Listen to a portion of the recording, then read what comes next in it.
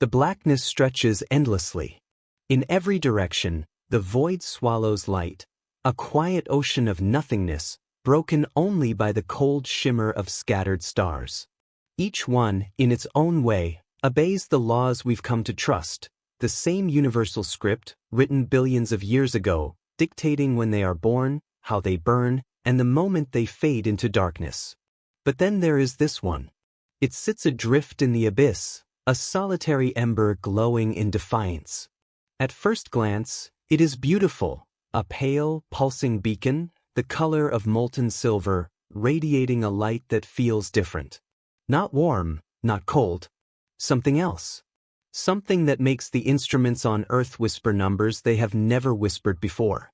Through the lenses of some of the most advanced telescopes ever built, astronomers peer into the heart of this impossible object.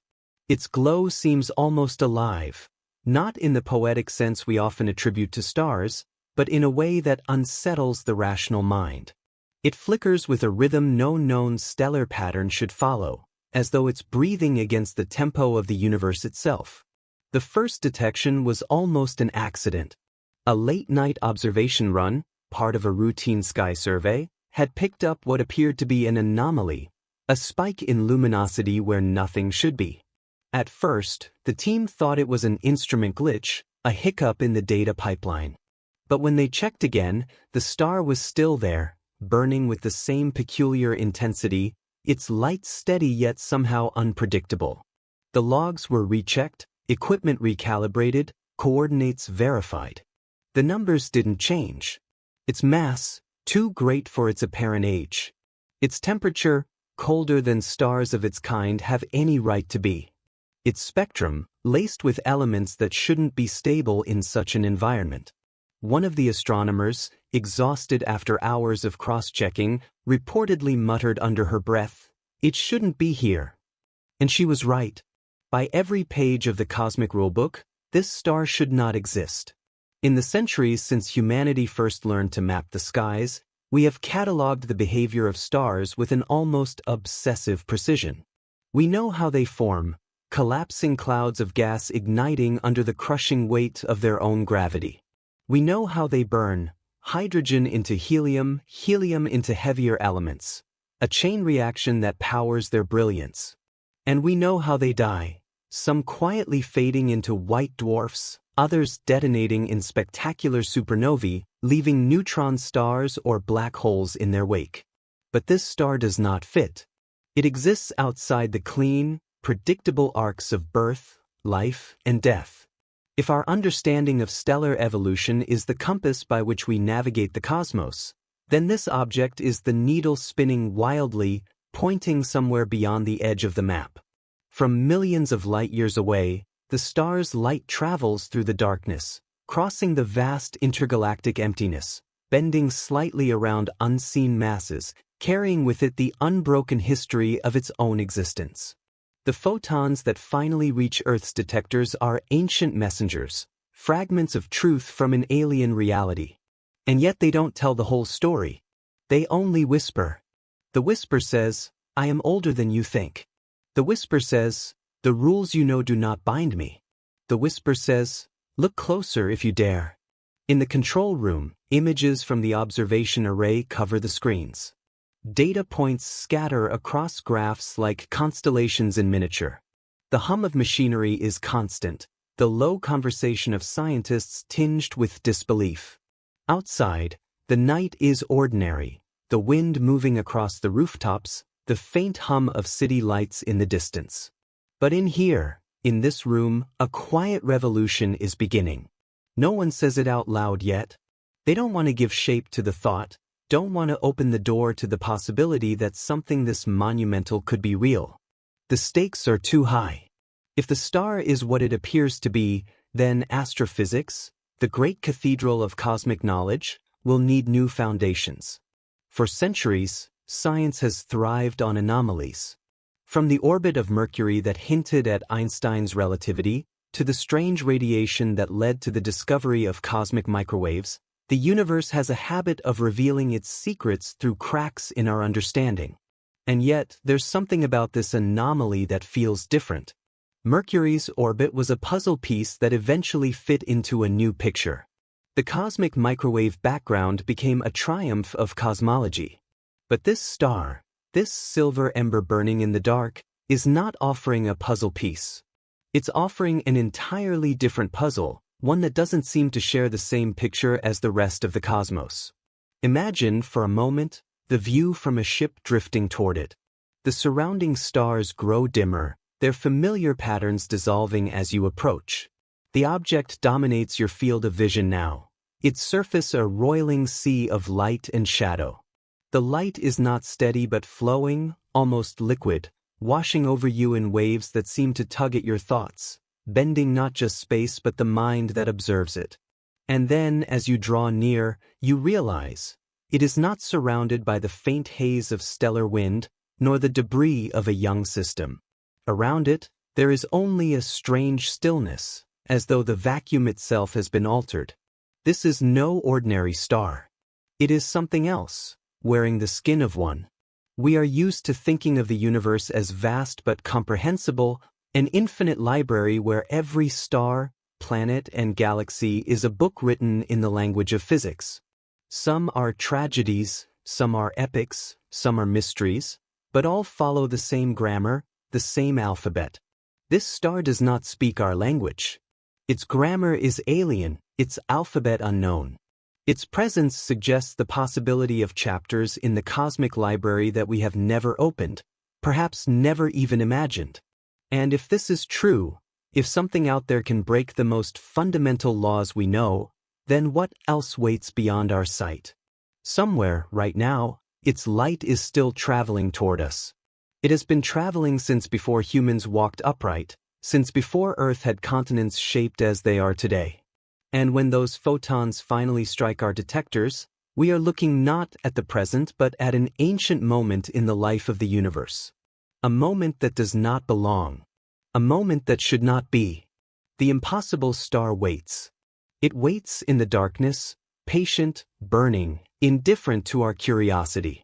It is both a beacon and a warning, both an invitation and a challenge. And for the scientists who have seen it, there is no turning away now. Because once you have looked into the light of a star that should not exist, you will never see the universe the same way again. Every civilization that has ever looked up at the night sky has done so with one burning question: what is out there? And every answer, from the earliest myths to the sharpest equations, has been built on the same belief, that the universe is governed by rules. We have given those rules names: gravity, thermodynamics, nuclear fusion, relativity. They are the invisible pillars that hold up the cosmos. They dictate the orbits of planets, the arcs of comets, the births and deaths of stars. And for more than a century, modern astrophysics has treated them as unbreakable, the final authority in the cosmic courtroom. But the impossible star is a witness that refuses to speak that language. And so, before we can understand its defiance, we must return to the book it is tearing apart. Imagine a library that contains the history of every star that has ever burned. There are no words, no ink, only numbers, equations, diagrams. In this library, the first chapter is the stellar nursery. Here, cold clouds of hydrogen drift like ghostly veils in the darkness. Slowly, gravity gathers them together, pulling atoms into tighter and tighter embraces. The airless silence is broken not by sound but by the invisible roar of mass collapsing under its own weight. When the pressure becomes unbearable, the hydrogen ignites. A star is born. This is not poetry, it is physics. The fusion process begins with simplicity, hydrogen atoms colliding so violently they merge into helium, releasing energy in the form of light and heat. This is the same process that powers every sunrise you've ever seen. It is the heartbeat of the universe. But a star's life is not eternal. Fuel runs out. When the hydrogen is gone, the star's core contracts, heating up, fusing helium into heavier elements, carbon, oxygen, iron.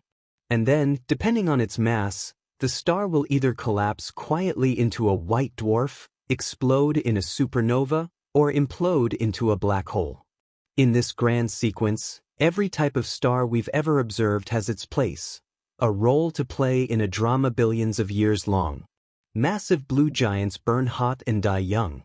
Small red dwarfs live slow, quiet lives that stretch across trillions of years.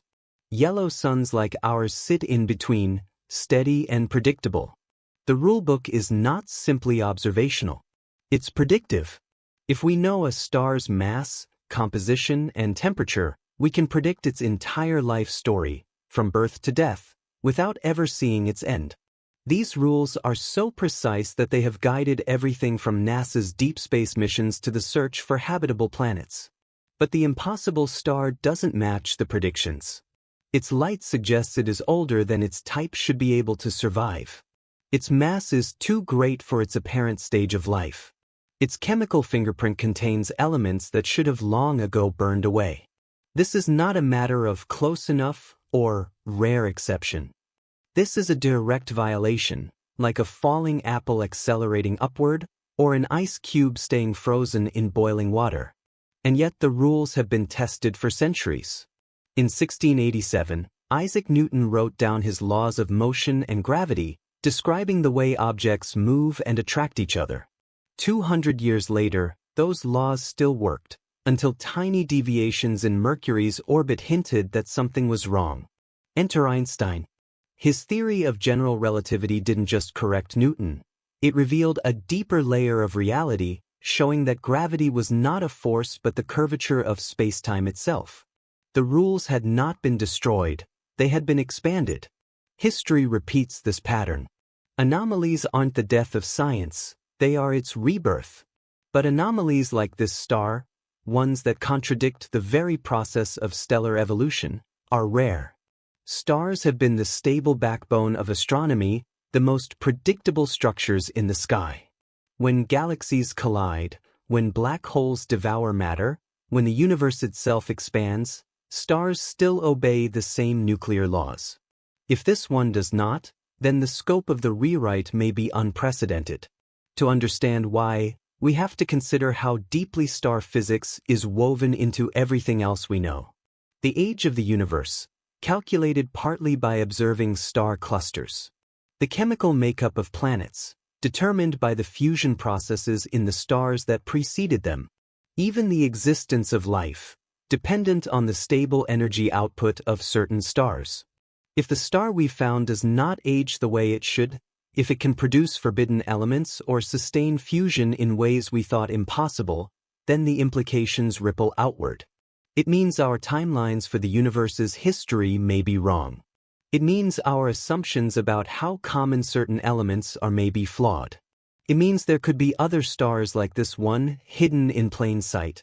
In the halls of academia, the rulebook is not a literal object, but it might as well be.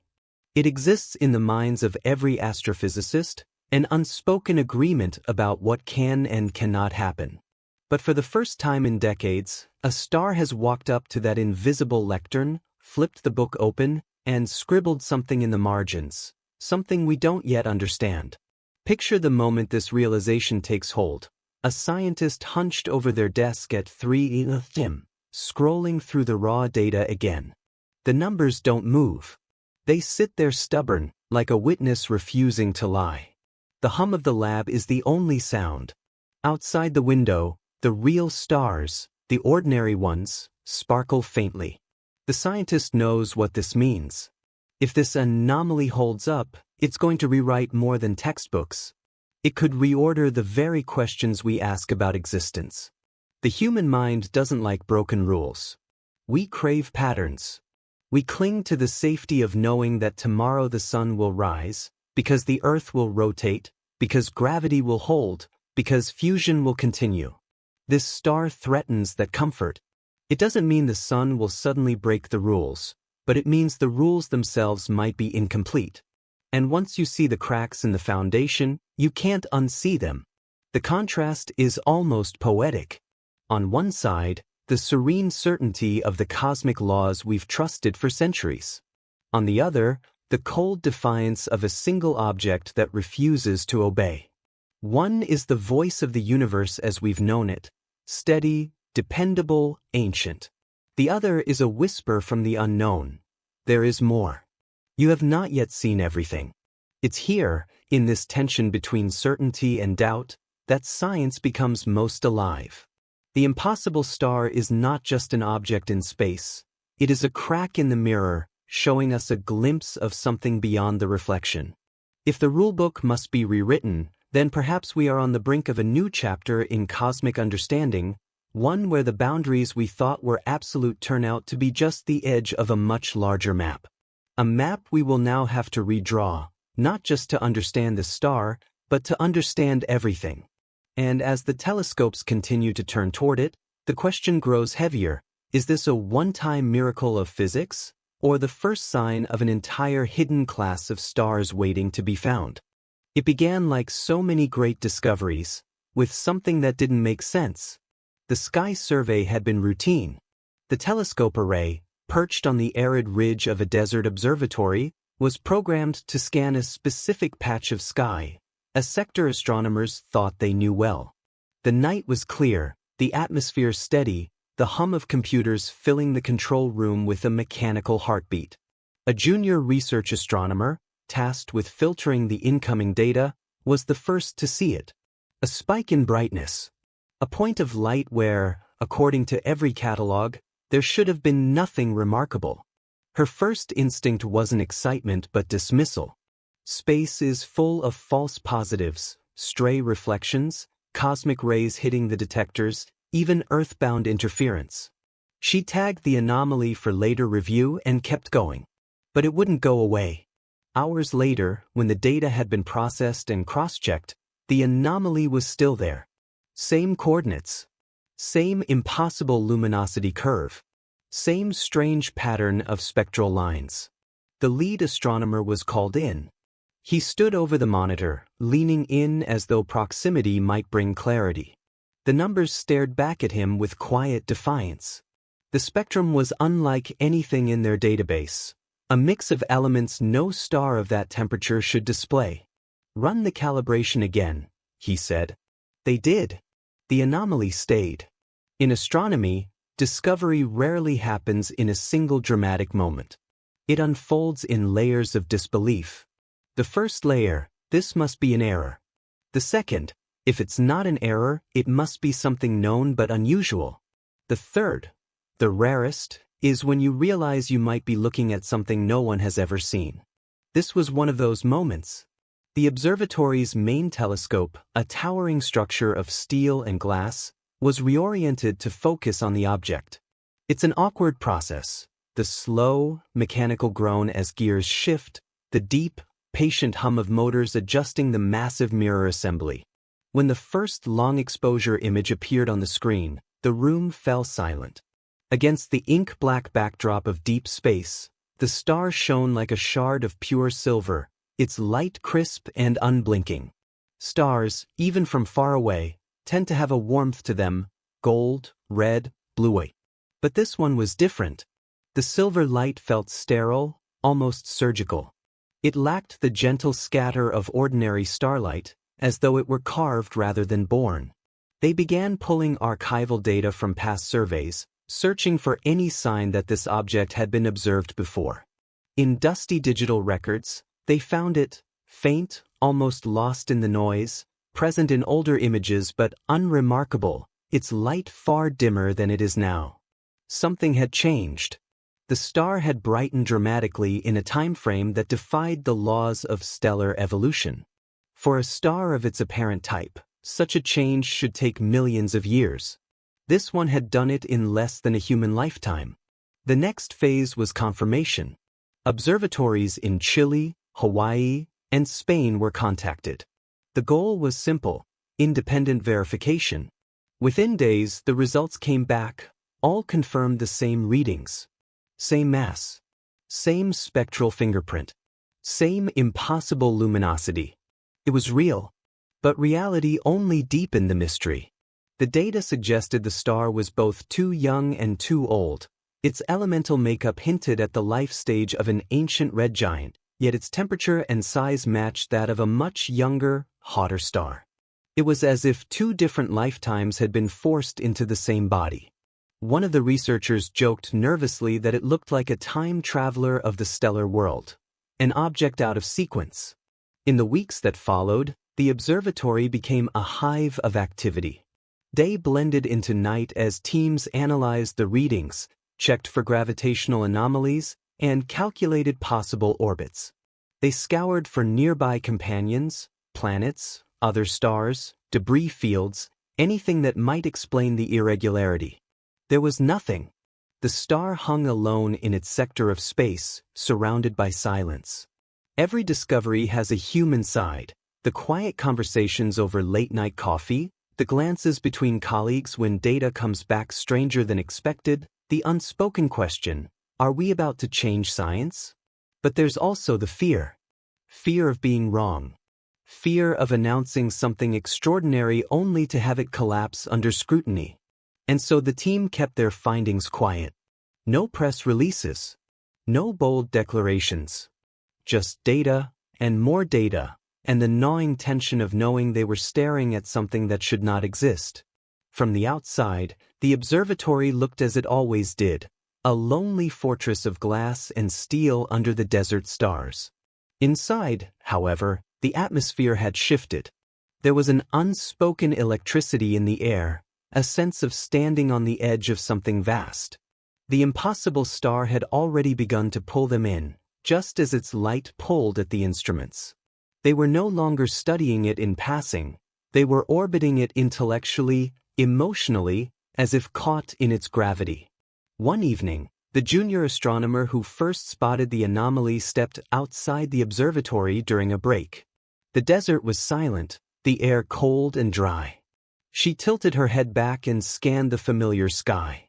The star was far too distant to be seen with the naked eye, but she couldn't help imagining it, a lone silver flame in the black. She thought about how far its light had traveled to reach them, how it had been burning, defying physics, since before humanity even had words for star. And she wondered, not for the first time, if the star was aware, if in some way it knew it was being watched. Inside, the lead astronomer reviewed the latest results. His eyes lingered on the spectrum, those strange, impossible lines where they shouldn't be. He didn't know yet what they meant, but he knew they were important. He leaned back in his chair, staring at the ceiling for a long moment. Then he said softly, almost to himself, "If this is what it looks like, we're in trouble." Not trouble in the catastrophic sense, not yet. But trouble in the way a mapmaker feels when they realize the edge of the known world is much closer than they thought. In that moment, the story of the impossible star had truly begun. It was no longer just an anomaly in a spreadsheet or a blip on a screen. It was a mystery demanding an answer. And in the silence of the desert night, its light kept coming. Relentless. Unexplained. Waiting. If the universe is a grand cathedral, then stars are its stained glass windows, each one a blazing work of art, illuminating the darkness with patterns written in the language of physics. They are not just points of light, they are the architects of everything we know. Every atom in your body heavier than hydrogen, the carbon in your cells, the iron in your blood, the calcium in your bones, was forged in the heart of a star. To understand why the impossible star is such a profound threat to our understanding, we must first understand what makes a star and how its life is written from the moment of its birth. It begins in silence. Far from the light of any sun, immense clouds of cold hydrogen drift through the black, shapeless, immense, and ancient. Gravity, patient and relentless, begins to draw the atoms together. They collide gently at first, then with increasing violence. The cloud thickens, compresses, and begins to spin. Somewhere deep inside, pressure and temperature begin to climb. The birth of a star is invisible to human eyes. Hidden within the cocoon of its gas cloud, the core grows hotter until it reaches a point where hydrogen atoms slam together so violently they merge into helium, releasing energy in the process. That energy pushes outward against gravity's crushing pull, and suddenly the balance is struck. A star is born. Its light cuts through the darkness for the first time. Every star's life is a story of balance. The inward pull of gravity trying to crush it into oblivion, and the outward push of fusion trying to tear it apart. So long as these forces remain equal, the star lives. The rules of this balance are universal. Mass determines the pace of a star's life. Small, cool red dwarfs burn their fuel so slowly they can live for trillions of years. Medium stars, like our sun, last for billions. Massive blue giants burn bright and furious, exhausting themselves in just a few million years. In every case, the sequence is predictable. The star fuses hydrogen into helium for most of its life. Then, when the hydrogen runs out, begins fusing heavier elements. Eventually, it reaches iron, an element that cannot yield energy through fusion. At that moment, the star's outward push collapses. Gravity wins. The ending depends on the star's size. Smaller stars shed their outer layers and leave behind a white dwarf, cooling slowly over billions of years. Larger stars explode in a supernova, their cores becoming neutron stars or black holes. This is the rulebook. This is the sequence that has played out in every star we've studied in detail. And for generations, it has been so dependable that astrophysicists have used it as a cosmic clock. But the impossible star refuses to keep time. Its light tells us it is fusing elements it should not yet be capable of fusing, as though it has skipped entire chapters of its life. Its mass is far greater than a star in its supposed stage should be able to sustain without collapsing. And perhaps most disturbing of all, its elemental signature includes traces of substances that no known stellar process should produce in the proportions observed. It's as if we found a human being whose skeleton showed the wear of 90 years, whose blood chemistry belonged to a teenager, and whose DNA carried traits from species we didn't know existed. Astronomers often speak of stars as living things, not because they are conscious, but because their life cycles mirror our own in some abstract way. They are born, they mature, they age, and they die. They have predictable temperaments, some quiet and reserved, others volatile and explosive. And just like living beings, they leave behind legacies. The legacy of ordinary stars is creation. The heavier elements they forge in their cores are cast into space at the end of their lives, seeding the birth of planets, oceans, forests, and eventually life itself. If the impossible star truly operates by different rules, its legacy might be something entirely foreign. It might create materials unknown to our periodic table. It might burn in a way that alters the surrounding space. It might, in ways we cannot yet imagine, reshape the galaxy around it. In the sterile language of astrophysics, the star's internal processes are described in terms of temperature, density, and nuclear reaction chains. But those equations hide the sheer violence of what's happening inside. In its core, particles collide at speeds that dwarf the fastest things humans have ever built. Temperatures reach millions of degrees. Every second, the star converts millions of tons of mass into pure energy according to Einstein's famous equation, equals mc squared. That energy floods outward, taking tens of thousands of years to reach the surface, where it bursts into the void as light that travels across the gulfs of space until, one day, it reaches the lenses of a telescope on a small planet orbiting an ordinary yellow sun. And yet, in the case of the impossible star, that light carries contradictions.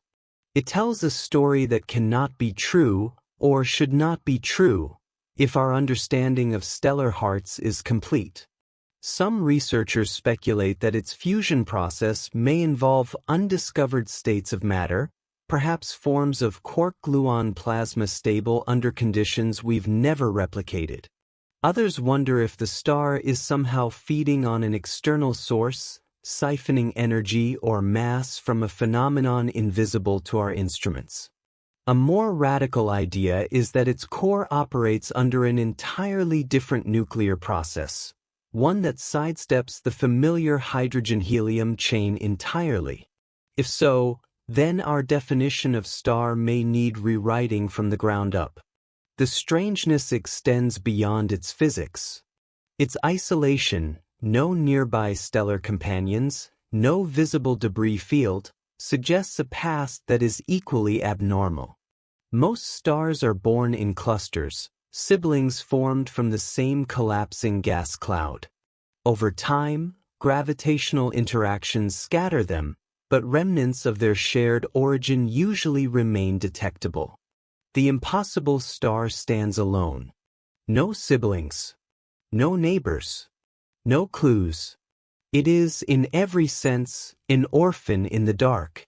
In the control rooms where its data is studied, there is an unspoken awareness that the star is not just a challenge to understand, it is a dare.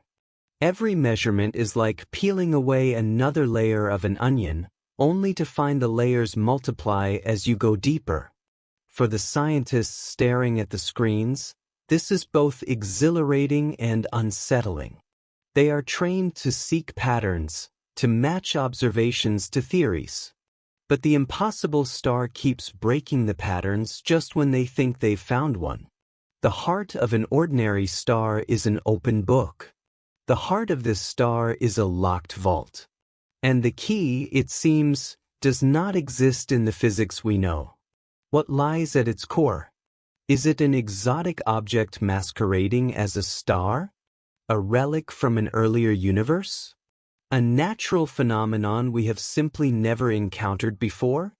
Or is it something else entirely, something that forces us to confront the possibility that our universe has rooms we've never entered and laws we've never read? If the heart of this star beats by rules unknown to us, then it is not just a mystery of astrophysics. It is a reminder of something deeper, that the universe is under no obligation to be understood. And yet we will try. Because if we can open this vault, if we can listen to the true rhythm of its core, we may not only understand the impossible star, we may uncover truths that will ripple through the entire cosmic order. And so, as the instruments continue to drink in its light, one question begins to rise above the rest. If the heart of this star is not what it should be, then what is it? The numbers were supposed to bring clarity. In science, when mystery clouds the horizon, you turn to data, cold, impartial, incapable of bending to human desire. You measure, you cross-check, you calculate. Numbers have no agenda. They don't lie. But with the impossible star, the numbers didn't clear the fog. They deepened it. The first step was confirmation. The initial readings from the desert observatory had been precise, but in astronomy one measurement means nothing without others to verify it. Within days, sister observatories across the globe were aimed at the star, each sending back its own stream of figures: mass, luminosity, temperature, composition. Independently gathered, independently analyzed, and all in agreement. The anomaly was real. That was when the real work began. Data poured into the control room like a flood, not a trickle of isolated readings but terabytes of high-resolution spectral scans, time series luminosity curves, gravitational lensing measurements, and archival cross-references. Teams split into shifts working in a 24-hour cycle, handing off the problem like a relay baton. Every number was another piece of the puzzle. Every calculation was another attempt to make the puzzle fit. It didn't. One of the first red flags came from its mass-to-age relationship. Stars of its estimated mass, nearly twice that of the Sun, should burn through their fuel relatively quickly.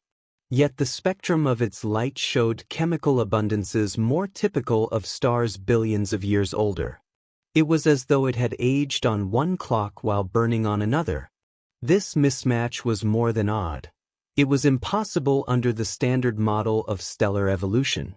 Then came the temperature anomaly. Its surface temperature should have placed it firmly within a known class of stars, yet its actual light output was far higher than that classification allows. In astrophysics, this is the equivalent of a human body radiating the heat of a furnace while maintaining the skin temperature of a mild fever. To make matters worse, its luminosity curve wasn't steady. Subtle fluctuations pulsed through the data, not random, but irregular in a way that defied any known stellar oscillation patterns. It wasn't a heartbeat. It wasn't noise. It was something else. Composition was the third blow. Using spectroscopy, splitting its light into a rainbow of wavelengths, scientists could identify the fingerprints of elements in the star's atmosphere. Normally, these lines appear where light is absorbed by specific atoms, telling us exactly what the star is made of. But in the impossible star, those fingerprints didn't match the usual suspects. There were heavy elements present in abundances too high for its supposed stage of life. Even stranger, certain isotopes, unstable forms of familiar elements, appeared in quantities that should decay away almost instantly. It was like finding fresh snow in the middle of a desert and realizing it had been falling there for centuries. The deeper the teams dug, the stranger it became. The star's gravitational field, inferred from its effect on nearby light, suggested it was slightly less massive than its luminosity required. This raised an unnerving possibility. Something inside it was producing more energy than its mass should allow. The equations didn't just fail to balance. They seemed to be playing by different arithmetic altogether. Meetings became tense. Charts and diagrams papered the walls of the control room, each one a failed attempt to reconcile the data with the laws of physics.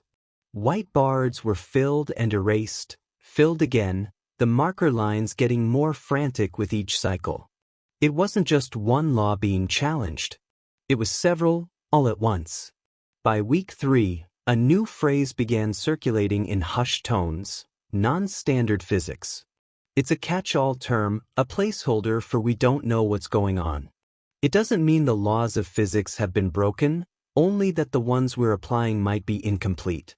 But incomplete in what way? Some suspected an unknown fusion pathway, a nuclear reaction chain never observed in nature, perhaps involving particles that exist only under extreme conditions.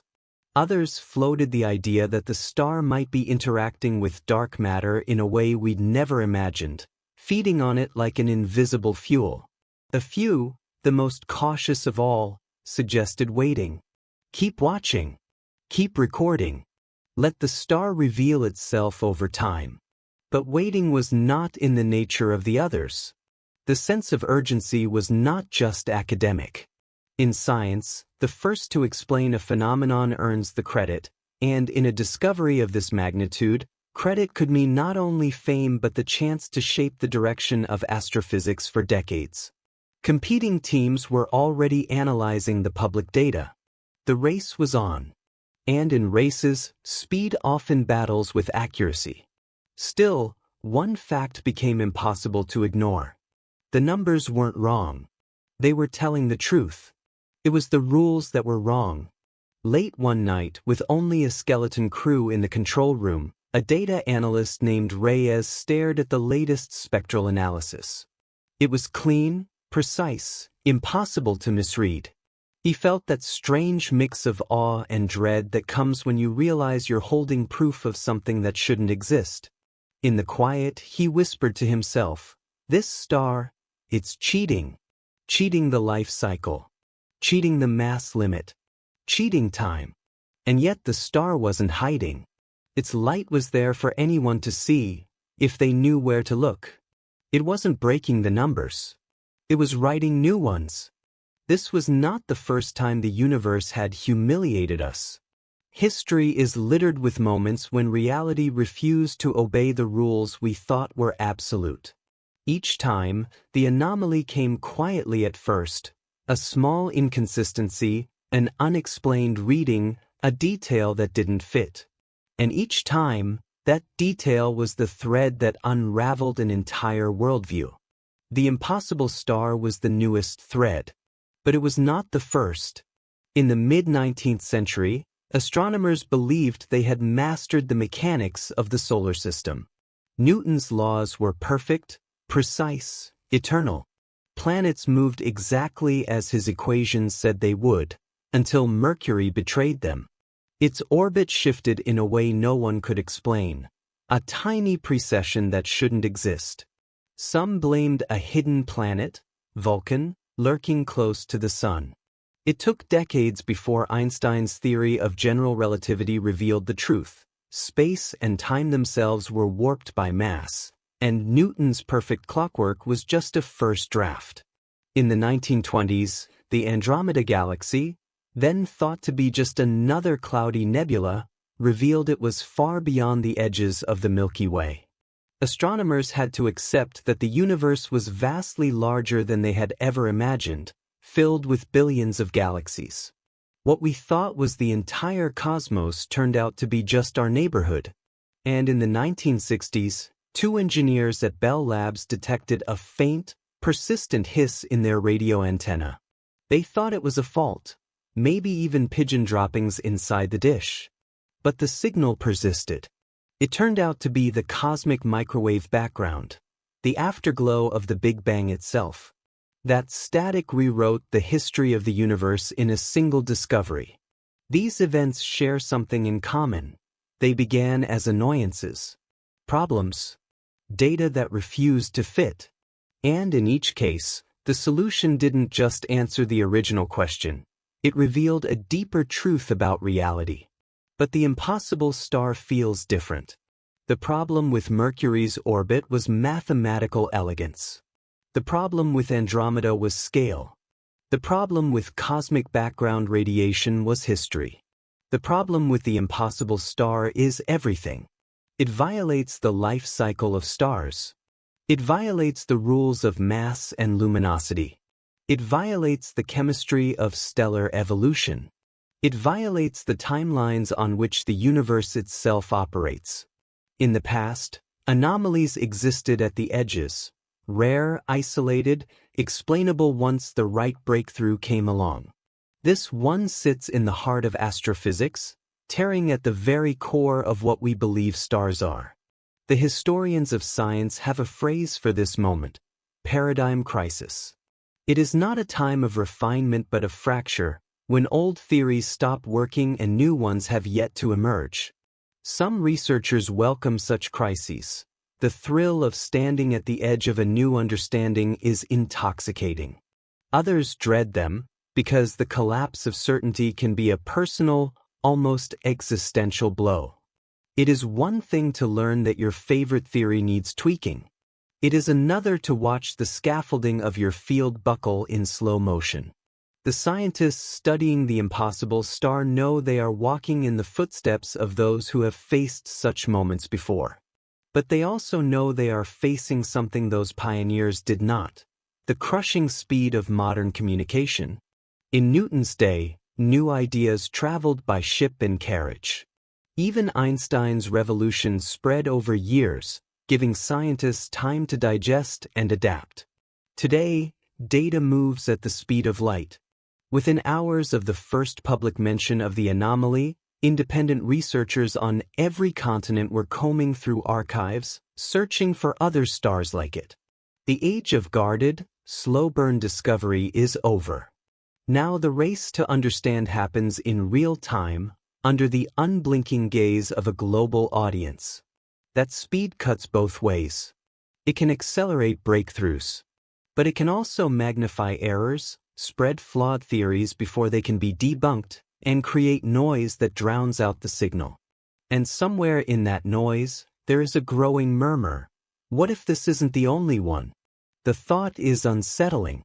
If one impossible star exists, perhaps there are others hidden in the vastness, mistaken for ordinary objects because no one thought to look closer. It would not be the first time humanity has overlooked the extraordinary in plain sight. For decades, pulsars, rapidly spinning neutron stars, were thought to be just random radio noise, until someone recognized the pattern. Quasars, among the brightest objects in the universe, were once dismissed as faint stars with quirky spectra. The impossible star might be the first of a class we have never catalogued. In the observatory's quiet conference room, a senior astrophysicist pinned a set of images to the wall, side-by-side comparisons of the impossible star with normal stars of similar type. To the untrained eye, they looked identical. That, she said, tapping the image, is the problem. Her point was clear. The universe hides its secrets well. It does not announce them with fireworks. Sometimes the only difference between the ordinary and the revolutionary is a single stubborn detail. History tells us that each time we have faced such a moment, the outcome has been transformation. But history also tells us something else. Revolutions in science are never painless. They demand the surrender of old certainties, the rewriting of textbooks, the admission that we were wrong, sometimes deeply wrong. And humans, even scientists, do not surrender certainty easily. At night, when the observatory falls quiet and the whir of machinery slows, the impossible star still burns far beyond reach. Its light arrives after traveling for millions of years, carrying within it the record of its impossible nature. For those who study it, the feeling is both exhilarating and isolating, to know that they may be witnessing the beginning of a scientific upheaval but unable to yet see the end of it. The shadows of the impossible have fallen before, and each time they have led us into a brighter, deeper understanding of reality. But in the glow of this silver star, there is a different kind of shadow, one that suggests we may be stepping into something far stranger than we have ever faced. And somewhere in the quiet corners of the scientific mind, another question grows. What if the shadows aren't cast by the light of truth, but by something we aren't meant to see? For most of human history, the laws of physics have been our compass, invisible, unbreakable, and absolute. They are the scaffolding upon which we have built every theory, every calculation, every dream of reaching beyond our small blue world.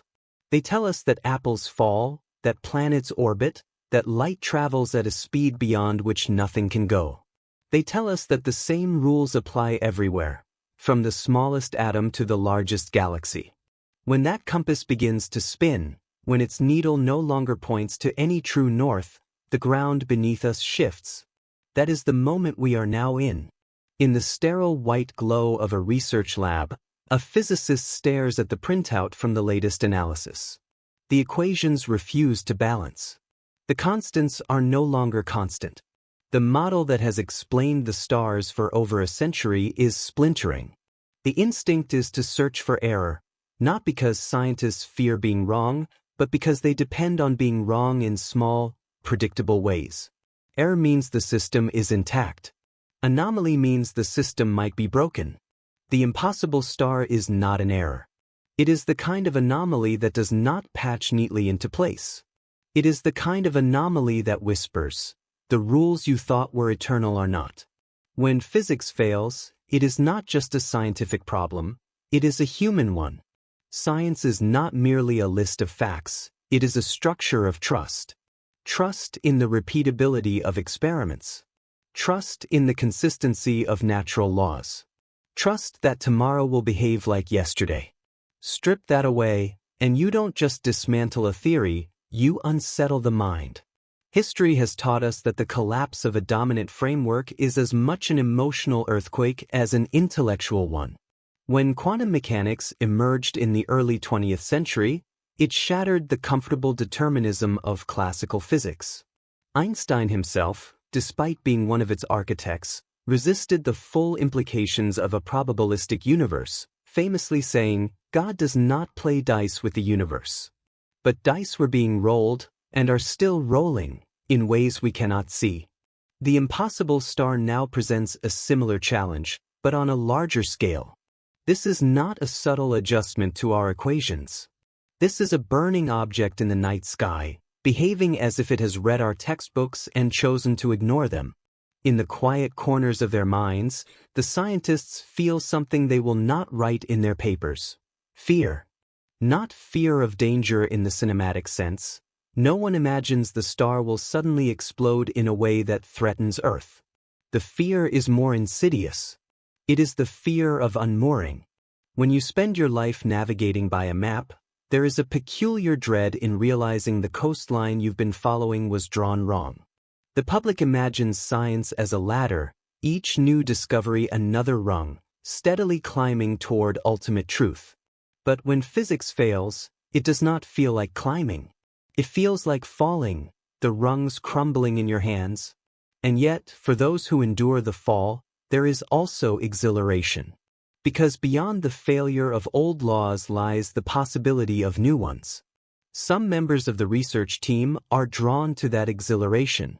A young postdoc, eyes bright with sleepless curiosity, argues in a meeting that the impossible star may be the first direct evidence of a unified field theory, a bridge between general relativity and quantum mechanics. He speaks quickly, sketches equations on the whiteboard like a man possessed, unbothered by the fact that they verge on the speculative. Others in the room remain cautious, even skeptical. They have seen anomalies vanish before, mirages born of faulty data or unconsidered variables.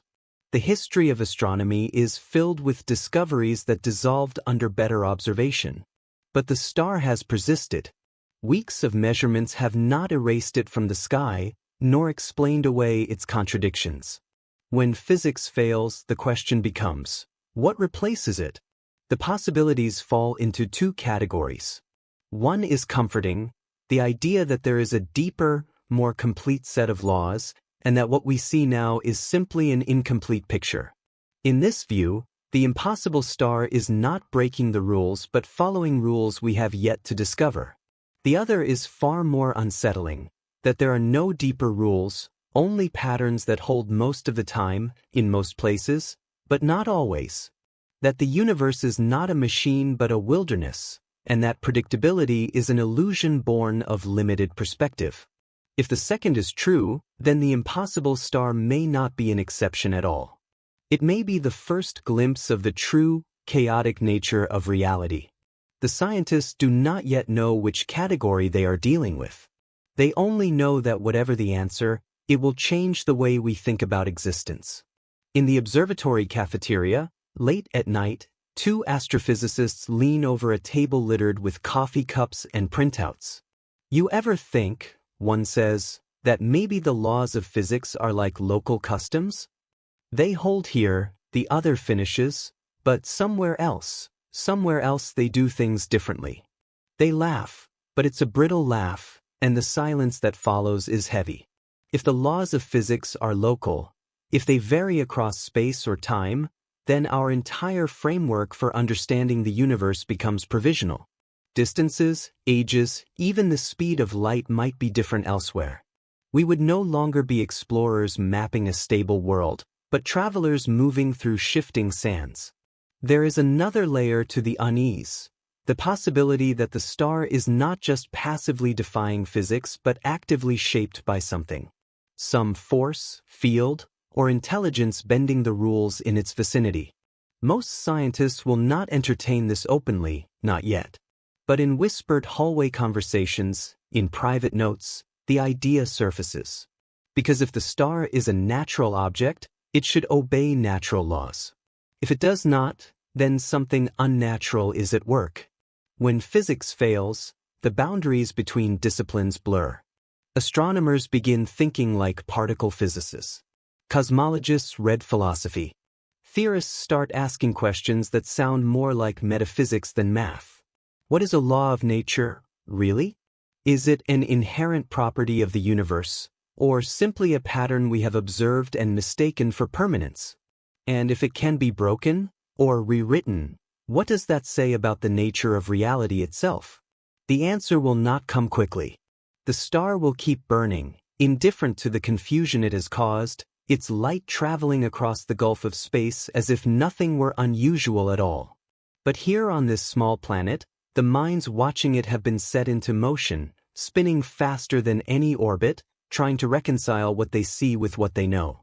The compass spins. The map crumbles. And in the quiet moments between data runs, the scientists stare into the silver glow on their screens and feel something ancient, the same awe and dread that must have gripped the first humans to look at the stars and wonder if they were gods.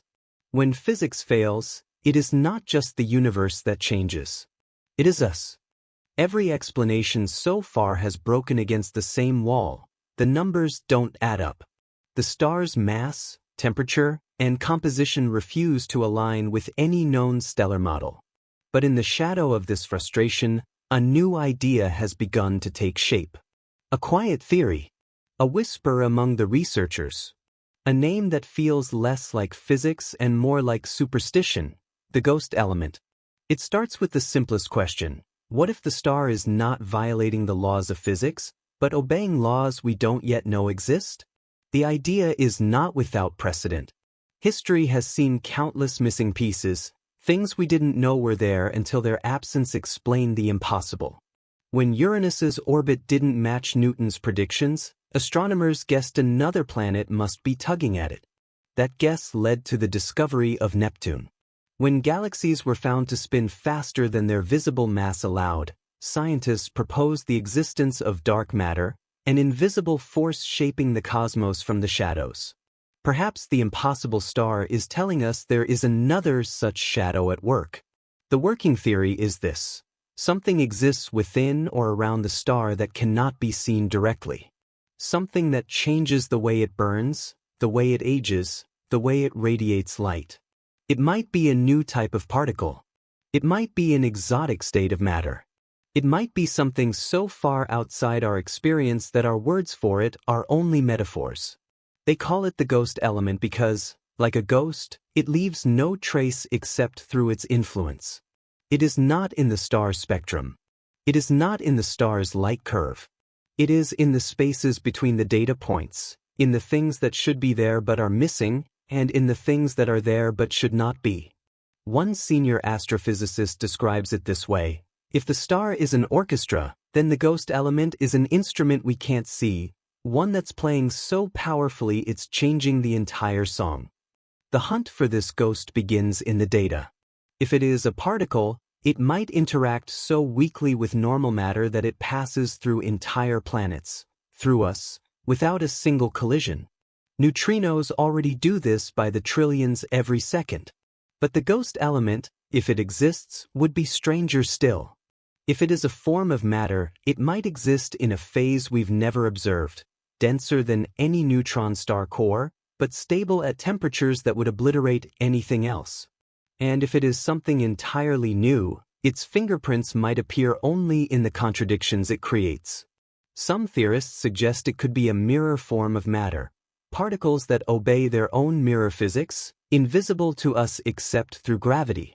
In this view, the star might be part ordinary matter and part mirror matter, with the two interacting in ways that allow it to cheat the normal rules of stellar aging. Others propose a more radical idea, that the ghost element is not matter at all, but a new kind of field, an ocean of unseen energy in which the star is submerged. In such a field, fusion might proceed along unfamiliar pathways, generating elements and isotopes forbidden under normal conditions. In the lab, models are built to test these possibilities. Supercomputer simulations spin out scenarios where a star's core is seeded with hypothetical particles. Some models collapse instantly. Others produce stable stars, but with energy outputs far greater than their mass should allow. In the quiet hum of these simulations, the ghost element comes to life as a mathematical possibility. But possibility is not proof. The eerie part is how well the idea fits the data without being directly visible. The ghost element explains why the star's surface chemistry looks ancient while its temperature looks young. It explains the irregular luminosity pulses. It even offers a reason for the high abundance of unstable isotopes. Perhaps the ghost matter stabilizes them in ways normal physics cannot. But every explanation feels too neat, too convenient. It solves the problem on paper, but leaves open the bigger question. If the ghost element exists, why have we never seen it before? That question spawns two unsettling possibilities. The first, the ghost element is everywhere, woven into the fabric of stars across the universe, but we've never had reason to notice it until now. If that is true, then our entire understanding of stellar physics is wrong in ways we haven't begun to measure. The second, it is rare. So rare that only a handful of stars in the cosmos contain it, perhaps because it forms only under very specific, extreme conditions. If this is true, the impossible star is not just strange. It is precious. Theories spin outward from there. One suggests that the ghost element was born in the earliest moments after the Big Bang, when the universe's temperature and density allowed particles to exist that have since vanished. If the star somehow captured and preserved this primordial matter, it would be a time capsule of the universe's first seconds. Another posits that the ghost element is not from our universe at all, but a relic of another, a fragment of physics bleeding through from a parallel reality. If so, the star might be more than an astronomical object. It might be a crack in the wall between worlds. Late at night in the observatory's darkened data room, a young physicist scrolls through the latest simulation results. She pauses at a model where a small seed of hypothetical ghost matter has transformed an ordinary star into something almost identical to the impossible one. She leans back in her chair, staring at the numbers. It's not proof. It's not even close. But it feels like standing at the edge of something vast, unseen, and alive. She whispers into the empty room, "What are you?" The next step will be the hardest, finding a way to detect the ghost element directly. Without that, the theory will remain in the realm of speculation. The problem is that detecting something so elusive requires instruments capable of measuring the nearly immeasurable, and those instruments don't yet exist. The team begins drafting proposals for new detectors, new telescopes, new missions that might take decades to complete. Because if the ghost element is real, it is not just the key to the impossible star. It may be a new chapter in the book of matter itself. For now, the star keeps burning, the ghost, if it exists, hiding in plain sight. The researchers can't shake the feeling that they're being led somewhere, like a trail of faint footprints disappearing into the dark. Whether that path leads to a revolution in science or to a dead end, they cannot yet know. But they will follow it, because if there is something haunting the heart of the star, they have to see its face. The further they dig, the stranger the star becomes. And somewhere in the growing web of hypotheses, one thread stands apart, wild, improbable, but impossible to ignore. What if the star is not just out of place in physics, but in time? It sounds like science fiction at first. A lone star adrift in the black, not from our cosmic present but from another chapter in the universe's history. A relic displaced, as if time itself has snagged and torn. The idea comes from a single stubborn detail. The star's chemical makeup doesn't match the era it appears to be in. Stars are timekeepers. They carry the fingerprints of the universe's chemical history, a record of how much hydrogen, helium, and heavier elements existed when they formed. The earliest stars, born when the universe was young, contained almost no metals at all, just hydrogen and helium. Later generations, forged after countless stellar deaths, are rich with heavy elements. The impossible star carries a mixture that doesn't fit any point in that timeline. It is too old in its elemental composition, but too young in its temperature and luminosity. It's as if it remembers a past that never happened, or one that ended long before it should have. Astrophysicists have a term for this kind of mismatch: chemical dissonance. And chemical dissonance demands an explanation. The most conventional theory is that the star somehow formed in an unusual environment, perhaps a gas cloud enriched by an ancient supernova but shielded from the usual heat of stellar birth. That would be strange, but not impossible. The more radical theory is that it didn't form here at all. One possibility is gravitational time dilation, the warping of time itself under extreme gravity, predicted by Einstein's general relativity. Near a massive black hole, time passes more slowly for an observer compared to someone far away. If the star spent millions of years near such a gravitational monster and then was somehow ejected, it might arrive here with its internal clock far behind the universe's own. To us, it would look as though it were born yesterday, even if it has lived through eons in its own slow, warped timeline. But this idea comes with problems. Black holes strong enough to produce that effect should leave detectable traces in the star's motion and structure. The impossible star has none. Another idea pushes even further: cosmic loopback. The universe is expanding, but space-time is not always smooth. Under certain extreme conditions, it may fold back on itself, creating pathways where matter can jump across epochs. If such a fold exists, the star could have slipped through from an earlier age, a cosmic castaway. The implications of this are staggering. It would mean that the universe is not a clean, forward-flowing arrow of time, but a patchwork of moments, some separated by billions of years, all existing in the same vast fabric. Then there is the most unsettling possibility: the star is a remnant from before our universe.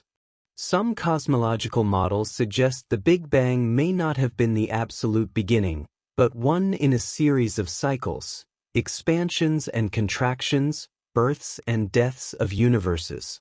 If true, there could be fragments of those earlier realities drifting through our own. Most of these relics, if they exist, would be obliterated by the violence of a new Big Bang. But perhaps, under some unimaginably rare circumstance, one could survive.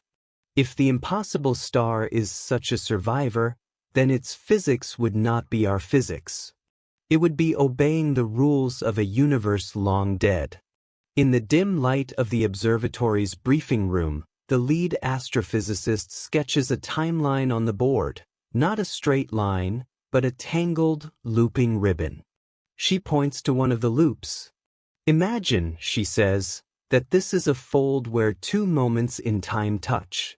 Now imagine something, a star, slipping through that fold.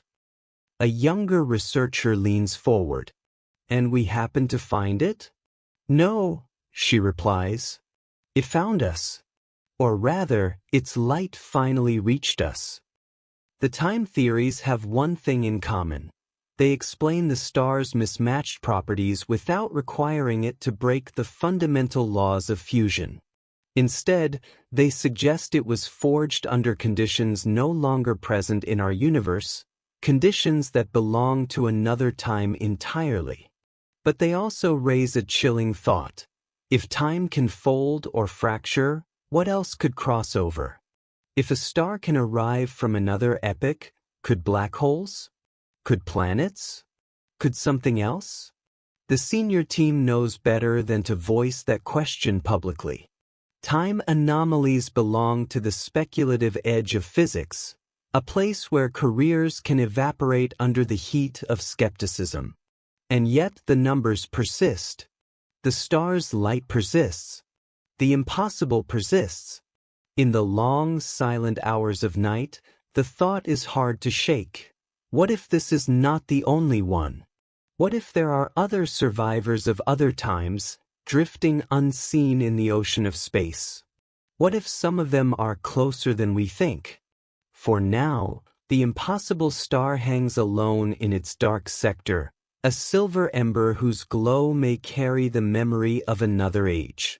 Its light is a message, not in words, but in contradictions. A message that says, the past is not as far away as you think. And for those who watch it, the temptation is almost irresistible to believe that by decoding this light, they might glimpse not just the history of the universe, but the history of everything that came before it. Every scientific discussion about the impossible star begins the same way, with an assumption that it is natural. That assumption is more than a bias. It's a survival mechanism for credibility. Suggesting otherwise can end a career. But as weeks turn into months and no natural explanation survives the data, a question begins to surface in private conversations, spoken in half-joking tones that aren't jokes at all. What if it was built? The idea of star building sounds absurd. Stars are massive, chaotic furnaces. They are not the kind of thing you simply engineer, not with any technology humanity can conceive of. But then, the universe is billions of years old, and we are newcomers. If life has emerged elsewhere, it could have had millions, even billions, of years to advance beyond us. For such a civilization, manipulating a star might be no more impossible than bending rivers or sculpting mountains is for us. The alien hypothesis comes in many forms.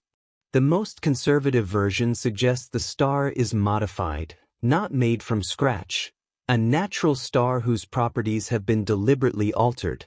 This could be for energy extraction, extending its lifespan, or producing elements useful for advanced technologies. If the ghost element theory is correct, it could even be the byproduct of such engineering. A more ambitious version proposes the star is entirely artificial, a fusion engine on a stellar scale, built as a power source or beacon. This is where the idea intersects with the concept of a Type II civilization on the Kardashev scale, a society capable of harnessing the total energy output of its star. But in this case, the star is the machine. Its impossible properties are not flaws in physics but features by design. The most radical version turns the idea inside out. The star is not a power source but a signal. Its anomalies are not errors but messages, patterns written in light meant to be recognized by any species advanced enough to detect them. The irregular pulses in its luminosity curve, so far unexplained, could be deliberate. Not binary code, not language as we know it, but something universal. Mathematics, geometry, sequences that cannot occur in nature without intention. Within the observatory team, discussion of this hypothesis happens only in small, trusted circles. In official meetings, it is never written on the whiteboard. In published papers, it hides between the lines as unresolved irregularities or non-standard periodicities. The caution is not paranoia. The history of SETI, the search for extraterrestrial intelligence, is full of false alarms. The first detected pulsar in 1967 was so regular in its signal that its discoverers nicknamed it LGM-1, Little Green Men. It was not aliens. It was a rapidly spinning neutron star. No one wants to be remembered as the person who cried, "Alien," in a room full of astrophysicists. And yet, in the quiet hours after a long night of observation, the thought returns. If this star were artificial, it would answer everything at once. The strange composition, the energy surplus, the irregular pulses, the mismatch between its apparent age and its chemistry, all could be explained by deliberate intervention. The real question would then become, why? One possibility, longevity. An advanced civilization might manipulate its star to burn more slowly, buying itself millions of extra years before it goes dark. For a species whose survival depends on its star's light, that time could mean everything. Another possibility, resource creation. Stars forge elements in their cores, but only in specific sequences. Altering that process could create materials that are rare or even impossible in natural conditions, the kind of materials a civilization might need for technology beyond our comprehension. Or perhaps the star is a kind of monument, a way of saying we were here. In the far reaches of human imagination, there's even the possibility that the star is a trap, a construct meant to lure in those curious enough to investigate, only to discover too late that curiosity can be fatal. That idea belongs more to science fiction than science, but so did black holes once. The most sobering aspect of the alien hypothesis is this: if the star is engineered, then the engineers were, or are, unimaginably advanced. Even for a Type II civilization, manipulating a star is no small feat. The energies involved dwarf anything we can produce. It would require mastery over matter and gravity at a level we cannot yet describe, let alone achieve. And if they could do this, what else could they do? Some researchers entertain one last possibility, one that blends all with unease. What if the civilization that made the star is gone? If the impossible star is an artifact, a relic of a species that no longer exists, then we are staring at the tombstone of an intelligence that once walked among the stars. In its light, we might be reading not a greeting, but an obituary. In the control room, late one night, the lead astronomer sits alone with the data. The screen glows with the star's spectral signature, each line a precise measurement, each measurement a whisper of its nature. He knows that to suggest aliens without proof is professional suicide. But he also knows that sometimes the simplest explanation is the one we fear most. And as he leans back, rubbing his eyes, he wonders, if this is a message, have we already missed the part that was meant for us? For all its mysteries, the impossible star has one undeniable quality: it is massive. Mass means gravity, and gravity, in the right extremes, bends not just space but time and reality itself. Some researchers have begun to wonder if the star's strange behavior isn't due to what it is, but to what it's near. Black holes are the ultimate expression of gravity's power. A region of spacetime where escape velocity exceeds the speed of light. They are not just destructive, they are transformative. Matter, energy, and information are all altered in ways that push the limits of our understanding. Around a black hole lies the event horizon, the point beyond which nothing can return. Cross it, and you vanish from the visible universe. Stay just outside it, and time itself slows compared to the outside world. The theory forming in some circles is this: the impossible star exists in the gravitational grip of something colossal, a black hole massive enough to warp not just its light but the very processes in its core. At first the idea seems absurd. The star appears alone, with no obvious companion lurking nearby. But black holes can hide in plain sight. Without an accretion disk, the swirling halo of gas and dust that lights up when matter falls in, a black hole is invisible except for its gravitational influence. If the star is orbiting such a hidden giant, its mass, temperature, and age could all appear distorted to us. The irregular pulses in its luminosity might even be a result of tidal forces, the stretching and squeezing of its plasma by the black hole's gravity. Simulations show that if a star orbits close enough to a supermassive black hole without being torn apart, strange things happen. Nuclear fusion rates can spike. Energy can be drawn out in jets or bursts. The star's outer layers can be stripped and replenished in a constant, violent cycle. The result could look very much like the impossible star, a hybrid of youth and age, burning with a light that doesn't match its mass. But there's a problem. If a black hole massive enough to produce these effects were near the star, it should also tug on nearby stars, bending their paths in detectable ways. No such gravitational disturbances have been seen. The star appears to sit in an empty patch of space, untouched by any obvious giant. Unless it is not orbiting the black hole.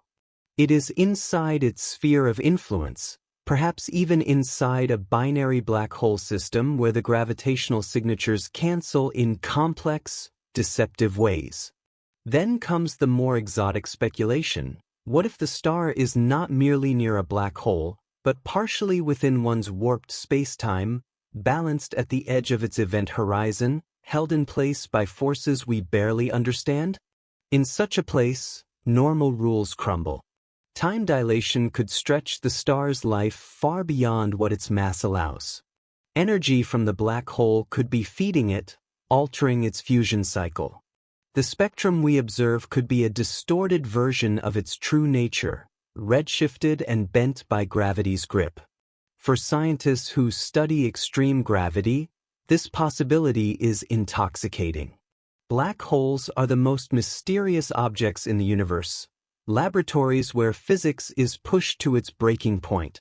If the impossible star is somehow interacting with one, it could be the first real-world test of ideas that have so far existed only on paper. But there's another side to that intoxication: fear. If the star is in such a precarious gravitational position, its stability may not be permanent. A shift in its orbit, a disturbance in the black hole's feeding pattern, could send it spiraling inward. And if it has been visible to us only because of a fragile cosmic balance, that balance could end at any moment. The data team runs simulation after simulation, testing every variation: small black hole, massive black hole, spinning black hole, even exotic, hypothetical black holes with properties not yet proven. Most models fail to reproduce the star's exact quirks. A few come tantalizingly close, but require conditions so specific they seem improbable on cosmic scales. Still, improbable is not impossible. The universe is vast enough to make room for even the rarest alignments. Some theorists push the idea further. What if the star is not near a black hole, but born from one? The idea seems contradictory. Black holes consume, they do not create. But in certain models, when two neutron stars collide, they can form a black hole that, in its birth throes, ejects matter in strange ways. That matter could, under the right conditions, coalesce into a star with highly unusual properties. If such a star formed in the intense gravity well of its parent black hole and later drifted free, it might carry the scars of its origin forever. In late-night sessions, the observatory team begins to talk about this theory in a way that feels almost reverent. Black holes are already the stuff of myth in science, strange beasts that devour light itself. To imagine one giving birth to a star is to invert one of the most fundamental metaphors in astronomy. But the impossible star seems to demand these inversions. If the extreme gravity theory is right, then studying the star is more than a matter of curiosity. It could tell us about the unseen giants that roam the galaxy. It could reveal new truths about the way matter behaves when pushed beyond the limits we thought existed. It might even show us the first steps toward bridging the gap between general relativity and quantum mechanics, the holy grail of physics. For now, the evidence is not enough to choose between the competing ideas: the ghost element, the time fracture, the alien hand, the black hole's embrace. The impossible star seems to sit at the crossroads of them all, a place where every path forward leads to questions bigger than the last. And somewhere out there, if the extreme gravity theory is correct, an unseen giant waits, silent, invisible, its presence written only in the strange heartbeat of the silver light we see on our screens. Every star speaks, not in words, but in light. The photons that leave its surface carry everything it has to say: its temperature, its composition, its age, even hints of its internal rhythm. Across the void, those photons travel unbroken for millions of years, a message in a bottle tossed into the cosmic sea. The impossible star's message is no different in form, but utterly alien in content. It speaks in a dialect no one has heard before. To listen to a star is to break its light apart, to sift through it with instruments sensitive enough to catch even the faintest variations. The process begins with spectroscopy, splitting the starlight into a rainbow and studying the absorption lines that slice through it like scars. Each line marks a specific wavelength of light absorbed by atoms in the star's outer layers. Hydrogen leaves its signature here, helium there, iron in yet another place. These patterns are so reliable that astronomers call them fingerprints. But in the spectrum of the impossible star, the fingerprints smudge and overlap. Elements appear in abundances they shouldn't have. Some lines are faint where they should be strong. Others blaze where they should barely exist. It's as if someone took the chemical signature of a star and began to rewrite it mid-sentence. The star's variability is just as strange. Its brightness shifts in subtle pulses, not the predictable throbs of a Cepheid variable or the rapid flicker of a pulsar, but something in between, irregular yet not random. Scientists feed the data into Fourier analysis, breaking the light into its component frequencies the way a musician might separate chords into individual notes.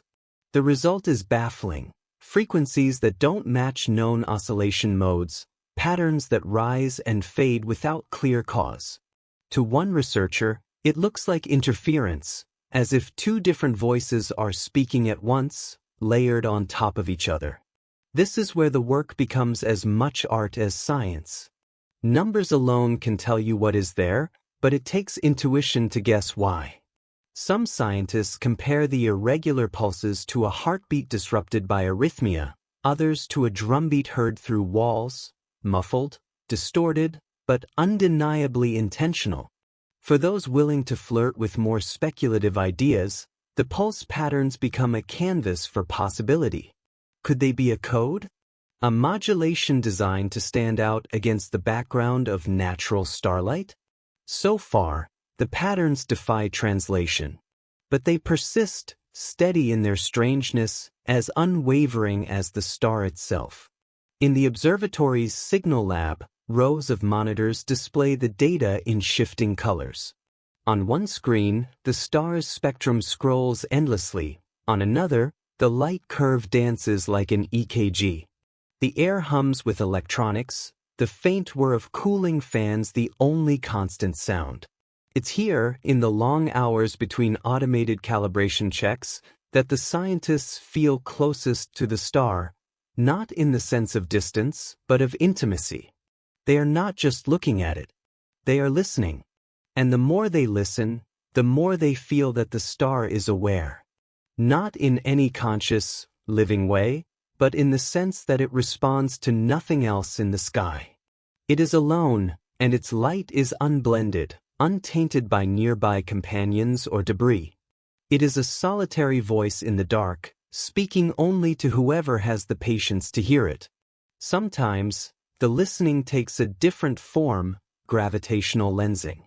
When the star's light passes near massive objects on its way to us, it bends, splitting into multiple paths that arrive at slightly different times. Studying these bends can reveal things about the space between us, but also about the star's own structure. In the case of the impossible star, the lensing effects are almost too clean. The light seems to slip through the universe with fewer distortions than expected, as if something is smoothing its path. One physicist calls it unervingly pristine, as though the star's message is being deliberately preserved. The technology used to hear this message is the pinnacle of human engineering: adaptive optics that cancel atmospheric distortion, ultra-sensitive photometers, spectrographs cooled to near absolute zero to eliminate noise. Every photon that hits these detectors is a piece of the puzzle. But the longer they listen, the clearer it becomes that the puzzle is incomplete, and perhaps designed to remain so. One night, a graduate student in the lab takes the most recent 2 months of light curve data and runs it through a sonification program, converting the fluctuations in brightness into audible sound. The result is eerie, a low, warbling tone that rises and falls with irregular, almost sigh-like cadences. They play it for the rest of the team. No one speaks for a long time. It is, of course, just data translated into sound. But in that sound is the suggestion of something alive, not in biology, but in persistence. Listening to the impossible star is an exercise in humility. It reminds the team that communication is not just about transmission, but about understanding. You can hear every word and still miss the meaning if you lack the right frame of reference. For all they know, they are like ants crawling across a page of Shakespeare, aware of the ink tracing the curves, but blind to the language. And yet they keep listening, because in the stars' whisper, irregular, alien, and patient, there is the unshakable feeling that meaning exists. It's there in the way the pulses never truly fade. It's there in the way the spectrum remains stubbornly unique. It's there in the fact that, after months of observation, the star still refuses to settle into the mold of any known object. The message may not be for us. It may not even be a message in the way we think of one. But the star keeps sending it, night after night, across the dark. And so they listen. The deeper they listened, the more the impossible star seemed to hint at something beyond ordinary space. Not just an unusual composition. Not just a strange history. Something structural. A few voices in the research community began to whisper a phrase that would have sounded like fantasy in any other era. A tear in spacetime. The idea is rooted in the familiar fabric analogy, the way physicists describe the universe as a four-dimensional sheet woven from 3 dimensions of space and 1 of time. Massive objects warp the sheet, creating the effects we know as gravity. The sheet is elastic, but not unbreakable. If the impossible star is what it appears to be, some believe it may be perched on the edge of a deeper deformation, a fault line in reality itself. In this theory, the star is not simply in our universe as we understand it. It's straddling something, a point where our familiar 4 dimensions brush against others we cannot perceive. We already live with the shadow of this idea in modern physics. String theory, in its many forms, suggests that our universe could have more than 4 dimensions, perhaps as many as 11. The extra dimensions are thought to be compact and hidden, curled up on scales far smaller than atoms. But what if they are not always hidden? What if, in rare places, they bleed into our world? If such a rift exists, the physics there would not match the physics here. Energy could leak across dimensions. Particles could behave in ways they cannot elsewhere. Stars born in such a place might defy every rule we know. One way to imagine it is as a shoreline. Most stars live in the deep ocean of our 4-dimensional space, subject to the same currents and tides. The impossible star, however, might be standing on the beach, half in the water we know, half in a sea we cannot fathom. Its impossible light, its strange spectrum, even the irregular pulses could all be the result of existing partly elsewhere. Evidence for such a rift would be subtle. You could not see another dimension directly, but you might see its fingerprints, distortions in the path of light, violations of conservation laws, fluctuations in energy with no local cause. Some of the irregularities in the star's brightness curve, the ones that no black hole model could explain, began to look suspiciously like such fingerprints. Tiny variations in the apparent speed of its pulses, not caused by rotation or orbit, but by something shifting in the very medium of spacetime around it. If those variations are real, then the star's surroundings are not uniform. They are warped, rippling, unstable. There's a dangerous beauty to the thought. A rift in spacetime is not just an astrophysical curiosity, it's a cosmic hazard. The physics there might be hostile to normal matter. Even the laws of cause and effect could fail. One theorist put it bluntly during a late-night session. If that thing's sitting on a crack in the universe, then it's not the star that's impossible. It's the place. From a philosophical perspective, the idea is intoxicating. For centuries, humans have sought to unify the laws of nature, to find the one equation, the one principle that explains it all. But a rift would mean there is no single universal law. The rules could change from one cosmic neighborhood to another. The constants could vary. What's impossible here might be common there. In such a reality, our universe would not be a seamless whole. It would be a patchwork quilt stitched from different realms, each with its own physics. The implications ripple outward. If the impossible star sits on such a rift, then other rifts may exist, uncharted and unseen. Some could be stable, others volatile. They might connect distant parts of the cosmos, or even bridge universes entirely. And if that is true, the star may not be the only thing to have crossed such a boundary. The data team works with increasing urgency, hunting for telltale distortions in the light from surrounding space. They search for lensing effects that shouldn't be possible without visible mass. They measure background radiation for strange fluctuations. One pattern begins to emerge. The space around the star is eerily quiet. Not silent in the literal sense, there are faint galaxies in the distance, the hum of cosmic background radiation, but quieter than expected, as if something is dampening the noise of the universe nearby. It's as though the rift, if it exists, is swallowing the echoes of space itself. Some speculate that the star's location could be a stable point in the rift, like a stone caught perfectly in the middle of a flowing stream. Its position might allow it to exist partly under one set of laws, partly under another, creating the anomalies we observe. Others take a more daring leap. What if the star isn't a bystander, but the anchor of the rift? What if its mass, its energy output, even its irregular pulses are part of what's keeping the boundary in place? If so, the star's destruction, whether natural or forced, could destabilize that boundary. This is where the speculation turns from abstract to chilling.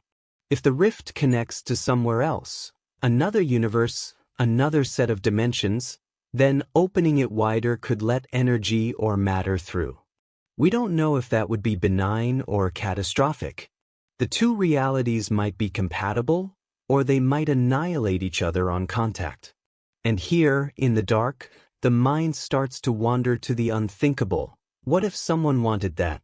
Back in the lab, the senior astrophysicist on the project studies the week's data in silence. The readings are too consistent to be random.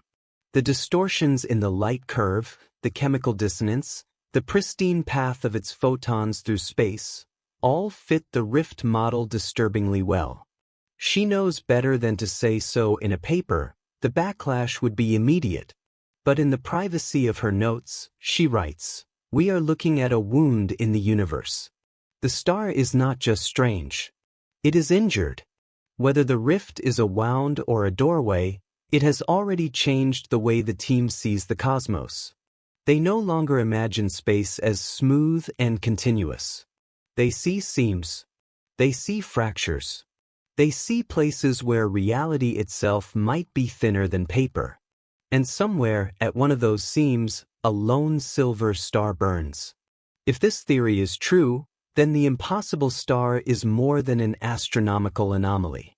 It is a lighthouse on the edge of a cliff, a marker that says, here is where the world ends and something else begins.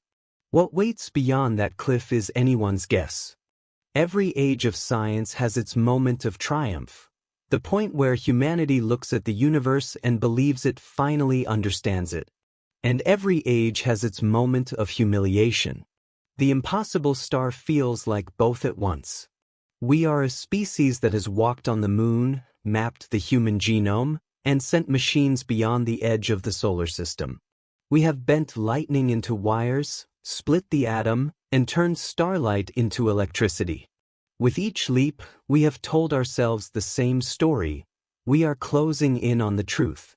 It's a comforting story.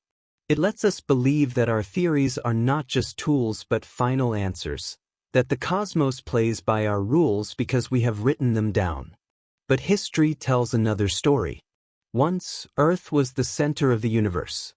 The sun and planets moved in perfect crystalline spheres around it.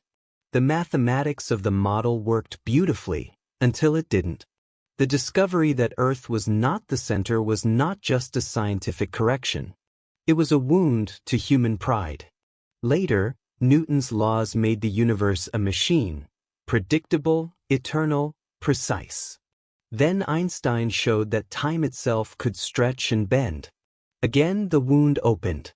The cosmos was stranger and more fluid than we dared imagine. Every time we have declared the universe mastered, it has answered with something that breaks the rules entirely. The impossible star is the latest answer, a reminder that our grasp of reality is not as strong as we think. Its very existence whispers that our laws of physics, the ones we use to build rockets, to predict the life of our sun, to understand the age of the universe, are not complete. They may not even be close. And that brings us to the uncomfortable truth. Science is not a monument of certainty. It is a scaffolding of temporary victories. In the long nights at the observatory, between bursts of data analysis, the conversation sometimes drifts into philosophy. One night, a graduate student says, "What if this is just normal? What if our little patch of the galaxy is the weird one, and the rest of the universe is full of stars like this?" A senior astronomer chuckles. "Then we've been doing astronomy from a cul-de-sac and thinking it was the whole city." They laugh, but the laughter is tinged with unease. Human hubris is not just about thinking we know everything. It's about thinking we could know everything. The universe may not be a puzzle with a final satisfying solution. It may be an infinite game, one where each answer is only a doorway to deeper questions. If so, the impossible star is just the latest doorway. And what lies beyond it may dwarf anything we've seen before. There is another danger in hubris, assuming that what we discover will always be harmless to know. We dig into mysteries as if knowledge is neutral, forgetting that understanding changes us. The first humans who split the atom did not just gain insight into nuclear forces, they gained the ability to destroy cities. The first humans to map genomes didn't just learn about life, they gained the power to alter it. If the impossible star hides truths about space-time, energy, or matter beyond our current understanding, then uncovering those truths could be just as double-edged. There's a line in one of the lead astronomers' private notes. "We study it because we can. But maybe we should also ask whether we should." And yet, humility does not mean turning away. The opposite of hubris is not fear but awareness, the willingness to accept that we are students, not masters. That our place in the cosmos is not to dictate its laws but to read them, knowing they may change with every page. This is what the impossible star demands, humility without surrender. In the end, humility in science is not weakness. It's a survival trait. It keeps us open to the possibility that we are wrong. It makes us cautious enough to double-check, patient enough to listen, and wise enough to see the limits of our sight. It reminds us that the universe is not obligated to be understandable, but we are obligated to try to understand it anyway. One night, the observatory's night shift crew steps outside during a break. Above them, the stars blaze in cold silence. Somewhere out there, invisible to the naked eye, the impossible star is still burning. They stand quietly for a moment, each lost in thought. One of them finally says, "We keep thinking we're close to the end of the map." Another replies, "We're still drawing the coastline." They all nod. Because in the light of that distant, impossible sun, human certainty feels small. The impossible star may one day be explained. Perhaps it will collapse neatly into a new model of physics, its mystery dissolved into clarity. Perhaps it will remain an enigma for generations, a silver ember that science circles but never fully grasps. Either way, it will have done its work. It will have reminded us that the universe is not a conquered frontier but a living, shifting wilderness, one that rewards the bold but humbles the arrogant. At first, it's a joke, a throwaway comment made during a 2 a.m. data review, when fatigue blurs the line between science and speculation. Maybe it's just a glitch in the matrix. The room chuckles. But the laughter fades quickly, because the thought refuses to leave. Simulation theory has long lingered at the edges of science. The notion that our reality is not the base reality, but an artificial construct, a vast computational model run by an intelligence beyond our own. Its roots are philosophical, but its modern form was sharpened by physics itself. If the universe is governed by rules that can be expressed in mathematical code, then in principle those rules could be simulated. And if they could be simulated, who's to say we aren't already inside one? The impossible star fits uneasily into that thought. In the simulation hypothesis, the laws of physics are algorithms. Most of the time they run flawlessly, gravity behaves, light travels, fusion burns in predictable cycles. But in any complex system, errors can occur. Sometimes those errors are invisible, self-correcting before they affect anything observable. Sometimes they appear where no one is looking. And sometimes, just sometimes, they happen in plain sight. What if the impossible star is such an error? In this framework, the star's contradictions, its mismatched age and temperature, its irregular pulses, its abundance of unstable isotopes, could be the result of faulty rendering, a computational oversight in a system that normally hides its seams. One researcher, half serious, compares it to a video game glitch, a tree floating in midair, a character walking through a wall. In a simulated universe, the equivalent might be a star that violates its own fusion cycle without collapsing. But glitches aren't the only possibility. In a simulation, anomalies might not be mistakes at all, but deliberate insertions, test cases designed by the system's architects. The star could be an experiment within the simulation, a way to see how the simulated inhabitants, us, react to something that breaks their understanding of the rules. If so, then every telescope turned toward it is not just observing the star, but participating in the experiment. The most unsettling twist comes from another possibility. The star isn't in our simulation at all. It's a projection from another layer, data leaking from a higher-level reality into ours. Like a shadow falling through dimensions, its presence could be the bleed-through of something far larger than we can comprehend. In the lab, the simulation idea is rarely spoken aloud. It's too speculative, too loaded with philosophical baggage. But in private, a few researchers admit the thought has crossed their minds more than once. One writes in a personal notebook, "If this is a simulation, the impossible star is either a crack in the code or a signature. If it is a crack, then perhaps others exist. Maybe there are stars, planets, even galaxies behaving in ways that quietly violate the rules, but which we have not yet noticed. The universe could be full of tiny tears in the fabric, patched before we ever detect them, except for this one. If it is a signature, the implications are stranger still. Signatures are intentional. They are the marks left by creators. The impossible star could be the equivalent of a hidden message, waiting for someone to read it. Philosophically, the simulation hypothesis offers an easy answer to the star's mystery. The rules are only broken because they were never truly fixed. But it also raises a darker question. If the rules can be altered, who decides when and how? And if they can alter a star, could they alter us? For some, this line of thought is exhilarating. If reality is a simulation, then the star might be a clue to its architecture.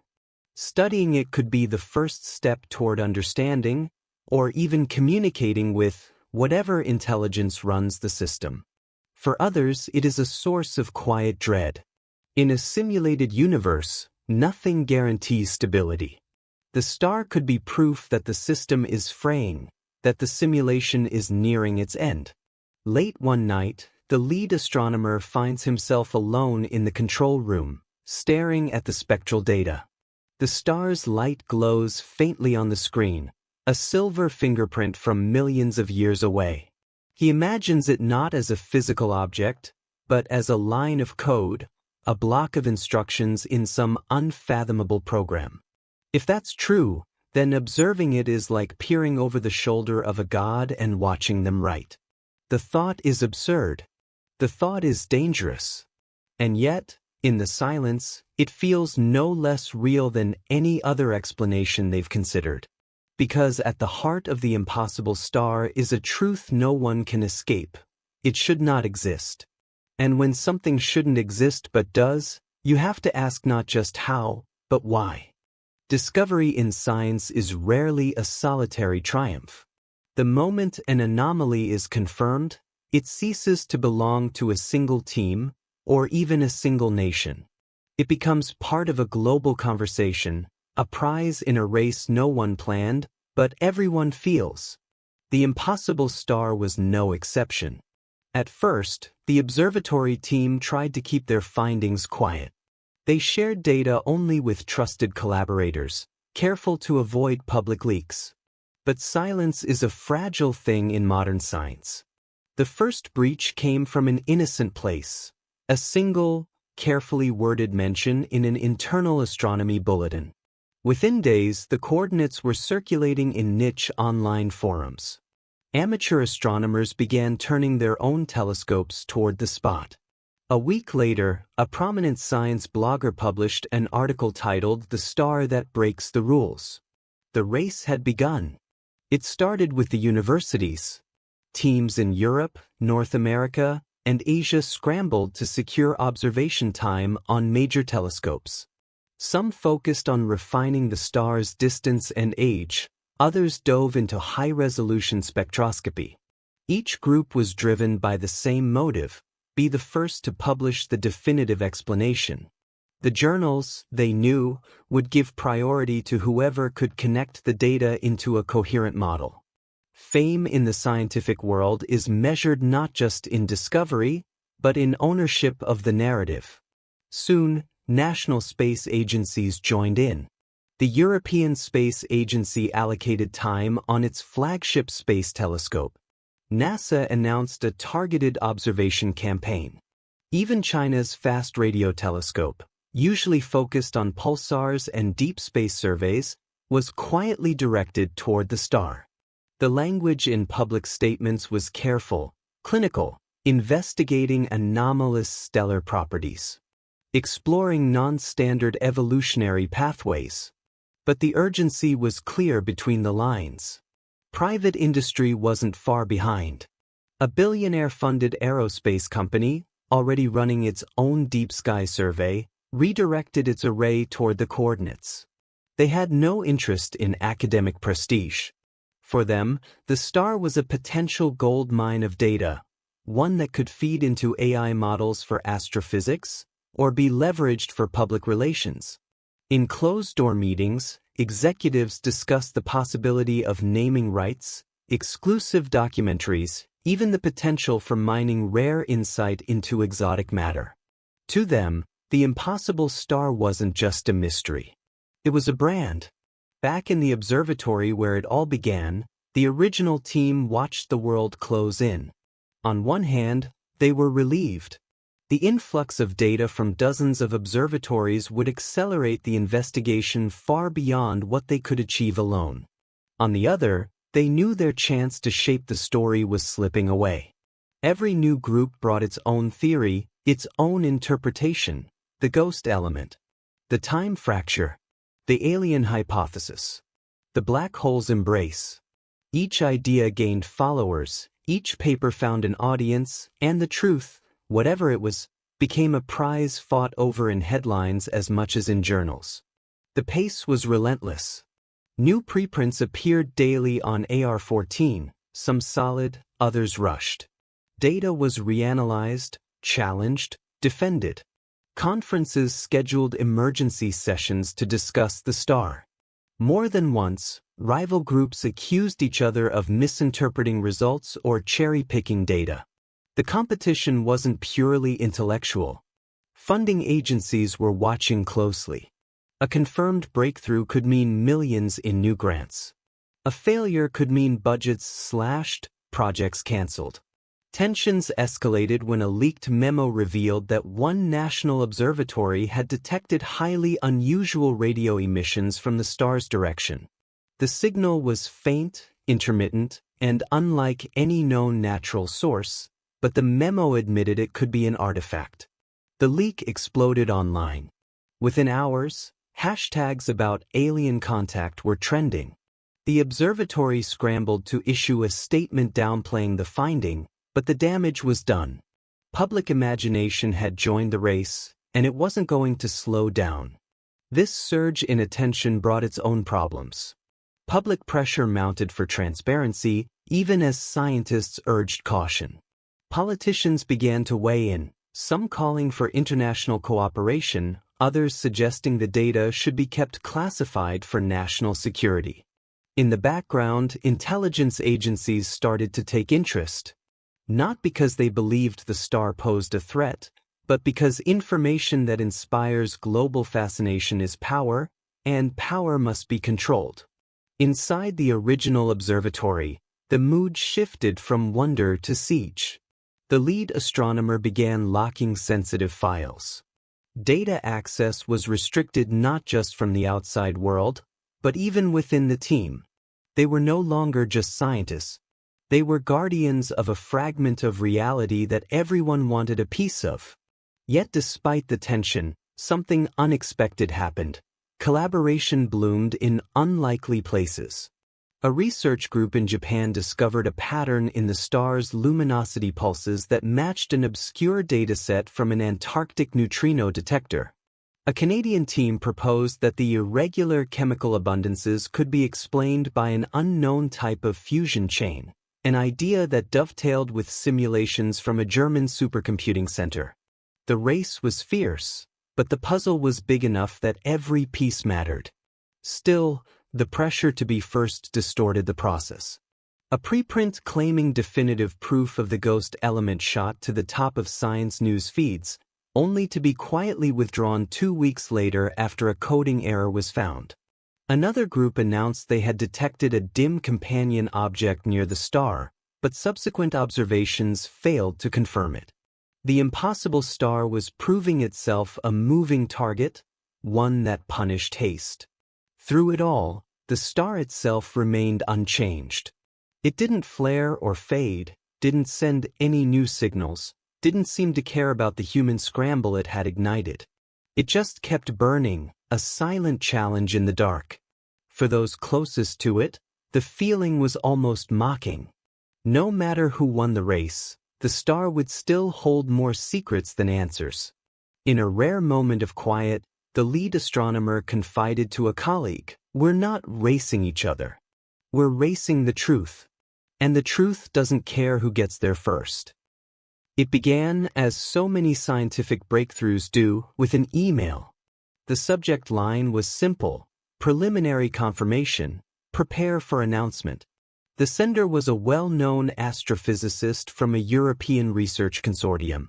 The message inside was just 3 sentences long, but its weight hit like a tidal wave.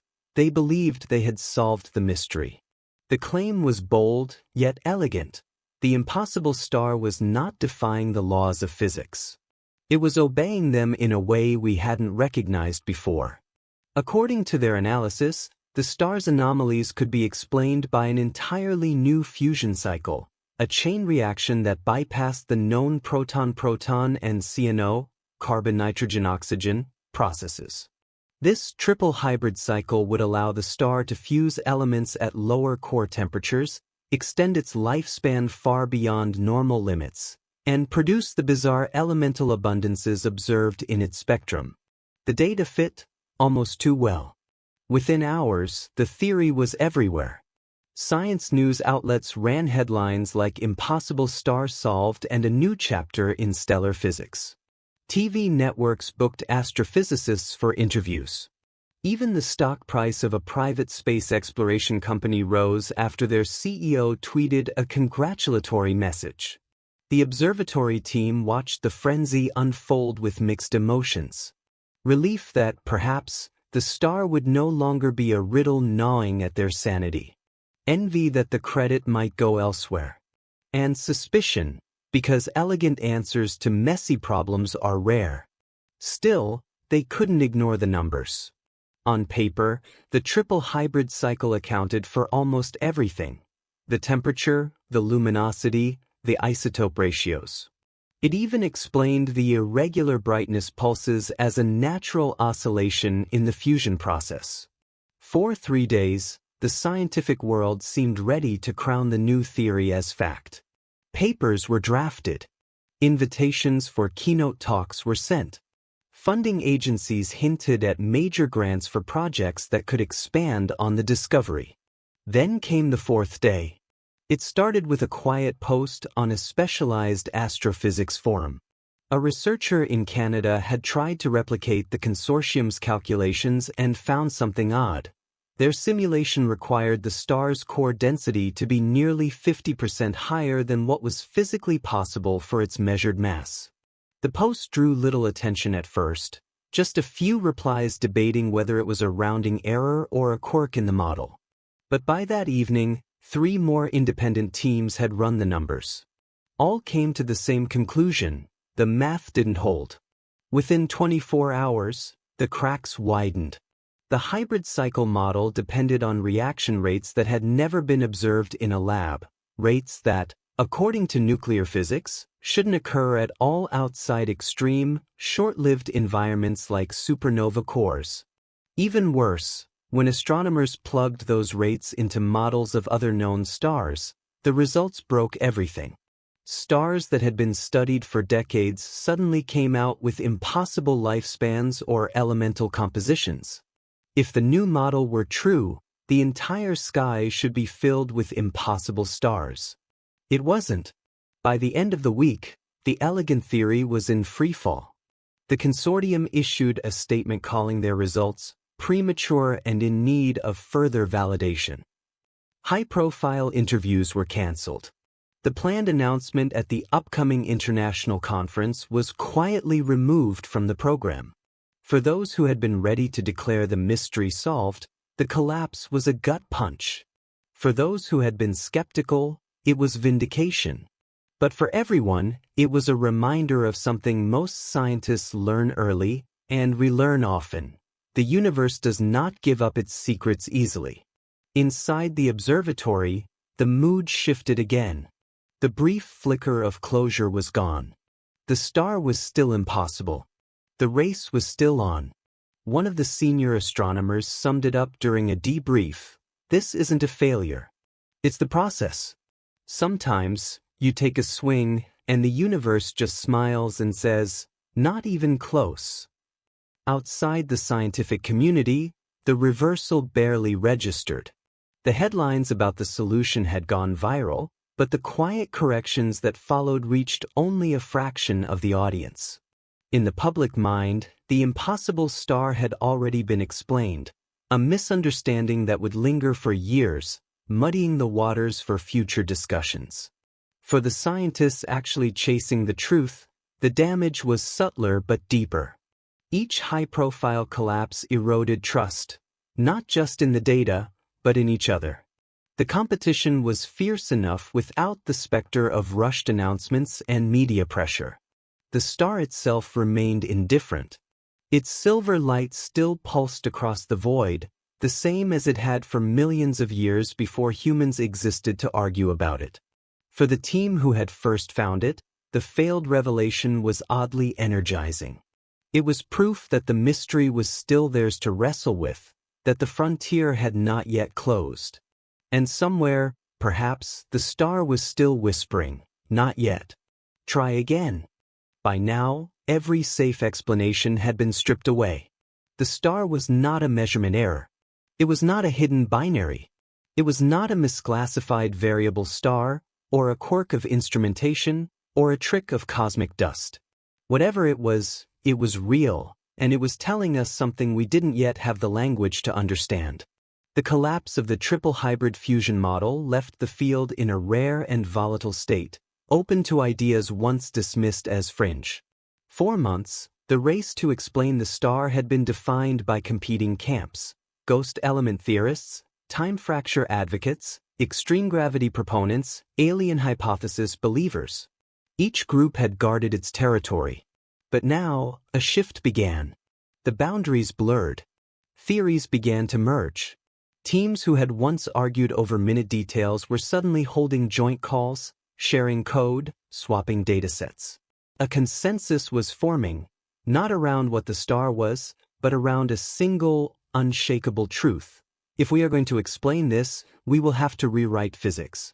The first and most obvious candidate for such a rewrite came from the field's oldest dream, unification.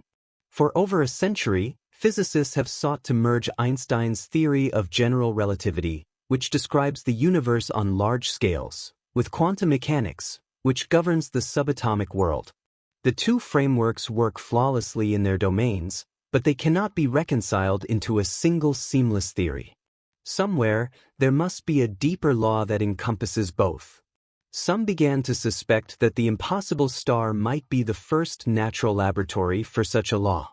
Here's why. Relativity governs the large-scale structure of the star, its mass, its gravity, its interaction with surrounding space. Quantum mechanics governs the fusion reactions in its core, the behavior of its plasma, the formation of its isotopes. In every other star we've studied, the two frameworks coexist without contradiction. But here, they appear to be in conflict. The anomalies, mismatched temperature and mass, chemical dissonance, irregular luminosity pulses, could be signs that the border between the quantum and relativistic realms is not where we thought it was. If true, it would mean that the star's core is a place where the two great pillars of physics collide, and where their hidden connection might be revealed. Other theorists saw a different kind of opportunity. Instead of seeking unification, they looked to extension. The standard model of particle physics is our map of all known particles and forces, but it leaves glaring gaps. Dark matter and dark energy, which together make up 95% of the universe's contents, are not in it.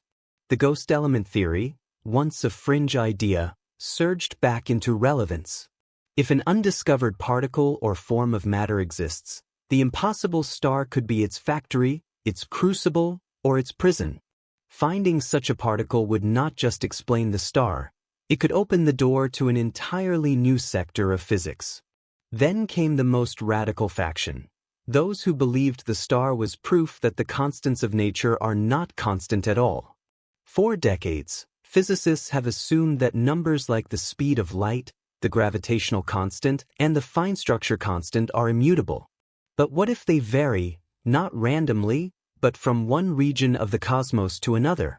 In that case, the star's impossible behavior might be perfectly normal under local physics, but bizarre when measured by our own. This idea was dangerous. If the constants vary, then our equations are only valid within certain cosmic boundaries. Beyond those, we are blind. In late-night meetings, the discussions became more urgent. If the impossible star is the key to new physics, then the window to understand it may not be open forever. Stars evolve. They change. And though this one has been stable for years, there is no guarantee it will remain so. The team began pushing for more ambitious observations, ultra-high-resolution spectroscopy, long baseline interferometry, coordinated campaigns between radio, optical, and X-ray telescopes. There was even talk of redirecting a deep space probe for a flyby, a proposal that would take decades, but might be the only way to see it up close. Meanwhile, in the theory departments, equations bloomed like constellations on whiteboards. One model proposed that the star's core was a tangle of quantum knots, stable topological configurations of spacetime itself. These knots could trap energy, alter fusion rates, and produce exotic particles. Another suggested that the star's gravitational field was leaking into a hidden dimension, siphoning mass in ways that bent the normal relationship between luminosity and density. A third, almost poetic in its ambition, imagined the star as a boundary object between two universes, each feeding it energy according to their own physical laws. Every one of these models had problems. Some violated known conservation laws. Others required particles or forces we had never detected. Many could not be tested with current technology. But none could be ruled out entirely. The star was keeping all of them alive. The cultural impact was growing too. In popular media, the impossible star became a symbol of mystery, of human curiosity, of the limits of our understanding. Documentaries were announced. Books were rushed into print. Theories, even the most speculative, spilled out of academic journals into YouTube explainers and late-night talk shows. Politicians began invoking it in speeches. If we can reach for the stars, even the ones that shouldn't exist, we can solve the problems here at home. For the scientists closest to the work, this was both gratifying and frustrating. Public enthusiasm was a powerful ally for funding and awareness, but it also blurred the line between cautious research and spectacle. Inside the original observatory, the lead astronomer kept a private ritual. Every week, before diving into the latest data, she would look at the earliest image they had captured, the one from the night they first found it. It reminded her of something essential. Before the theories, before the models, before the race and the headlines, it was just light. Light that had traveled millions of years to reach us. Light that carried a truth we still couldn't name. The push toward new physics was no longer optional. The star had already forced their hand. Whether it pointed to unification, to hidden dimensions, to shifting constants, or to something none of them had yet imagined, it was telling them one thing with absolute clarity. The rules they knew were not the whole story. The last note from one of the joint theory sessions captured the mood perfectly. We may not solve this star, but we will not come away empty-handed. Whatever happens, we will leave with a universe bigger than the one we started with.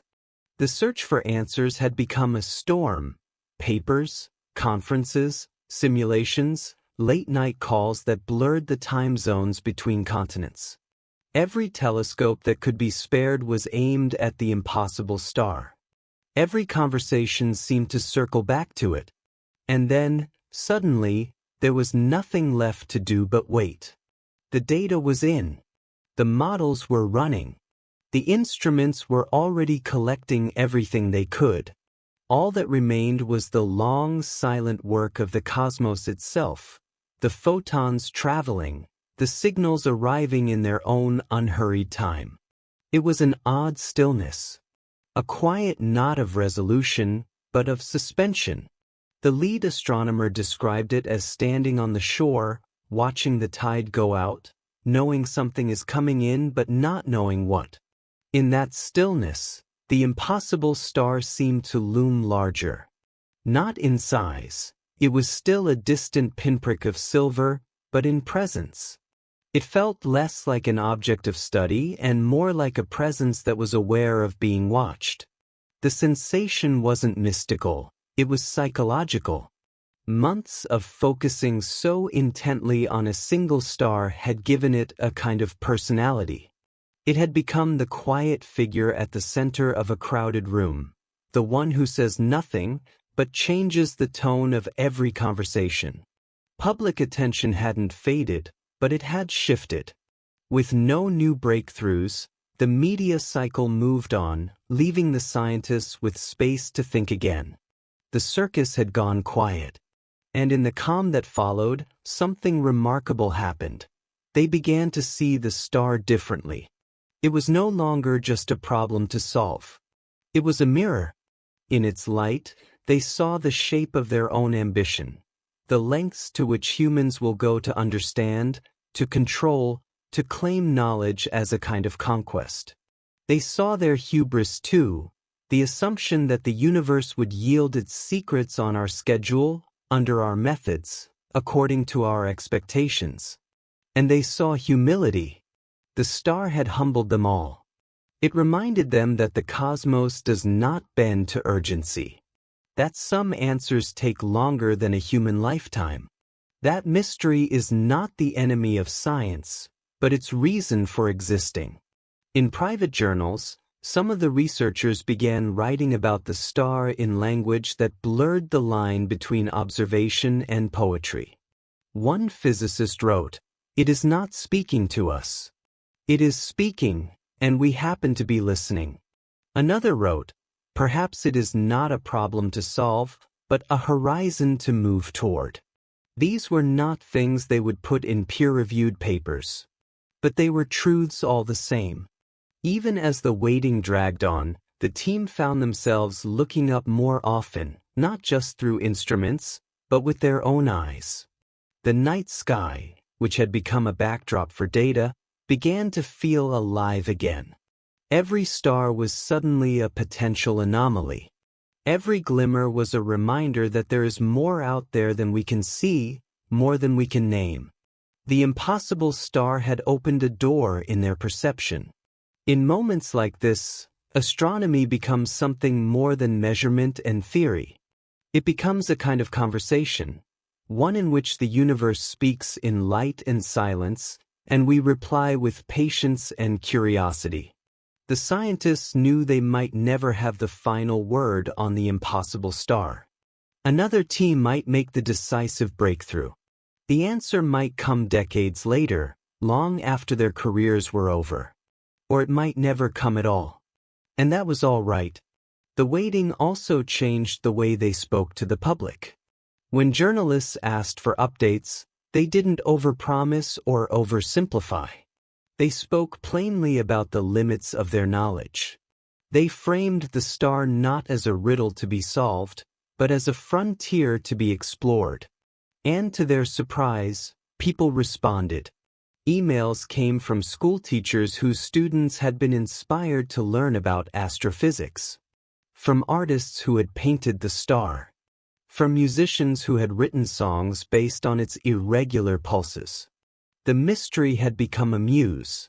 For the first time since the discovery, the race slowed, not because the urgency was gone, but because the pace had found its rhythm. The scientists realized that in their rush to explain the star, they had been chasing not just an answer, but a finish line. Now they understood there might be no finish line. Only the long journey outward, into the deepening dark. One night, months after the media storm had faded, the lead astronomer walked alone to the observatory's rooftop. The air was crisp. The desert spread out in all directions, silent except for the hum of the building below. She looked up, scanning until she found the coordinates. She couldn't see the star with her eyes. It was too far, too faint, but she knew exactly where it was. For a moment, she imagined she could feel it looking back. Not with malice. Not with intent. Just with the patient indifference of something that had burned for millions of years before her, and would burn for millions after. She thought of all the possibilities they had considered. The ghost element, the time fracture, the alien hand, the black hole's embrace, the rift in space-time, the simulation glitch. Each was a door to a different universe. Each was a reminder that the truth could be stranger than any of them imagined. And in that moment, she felt no frustration at not knowing which one was real. Only gratitude that she had been alive in the moment when the question was asked. Somewhere, far away, the impossible star kept burning, its light still making its way across the darkness. And here, on a small planet under a thin blue sky, the people who had found it kept listening.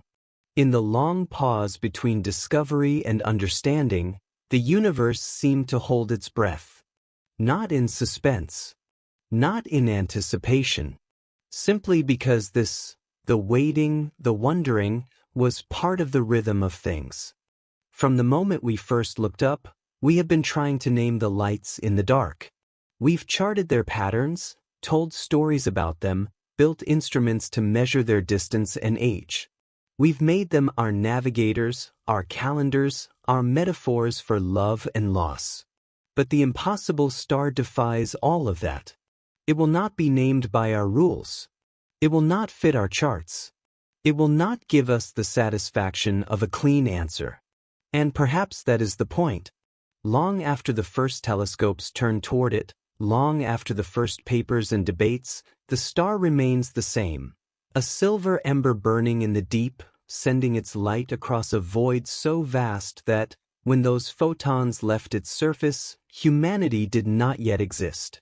When its light began its journey, there were no eyes to see it, no minds to interpret it, no instruments to catch it. For millions of years, it traveled, blind and unknowing, through the ocean of space. Only now, by a coincidence of time and technology, do we meet it in the present. We have tried to measure it, to dissect it, to fold it into our knowledge of how the universe works. And yet, for all our effort, the star has kept something for itself. It is a reminder that the universe is not ours. We are part of it, but we do not own it. Its laws existed before we could write them down. Its mysteries will outlast our ability to solve them. Some scientists see this as a challenge, a problem waiting for the right tools, the right theory, the right moment in history to be solved. And maybe they are right. Perhaps, in a decade or a century, we will look back and smile at how baffled we were. But others see something different. They see a kind of gift in the fact that this star resists us. A reminder that we have not reached the end of the map, that there are still places where the unknown lives openly, daring us to follow. In the time since its discovery, the impossible star has become more than an astronomical object. It has become a touchstone in conversations about what it means to be human. It is in the essays written by philosophers about the limits of reason. It is in the music inspired by its pulse patterns. It is in the art of schoolchildren drawing a silver sun over a dark horizon, asking their parents what it means. It is in the quiet moments when someone, somewhere, steps outside at night, looks up, and thinks, "Out there is something I cannot explain." The star has also changed the people who study it. They began with the goal of explanation, of closure. But along the way, many found themselves more interested in the journey than the destination. The data was still important, the work was still rigorous, but there was a deeper awareness now of what they were part of. Science, they realized, is not about conquering mystery. It is about living with it, about letting it shape the questions we ask and the ways we see the world. In the observatory's archives, there is a photograph from the night of the discovery. It shows the control room, monitors glowing, papers scattered, coffee cups forgotten in the rush. The junior astronomer who first spotted the anomaly is leaning forward in her chair, her eyes locked on the screen. In that moment, she does not know she is looking at the most perplexing object of her career. She only knows she has seen something that should not be there.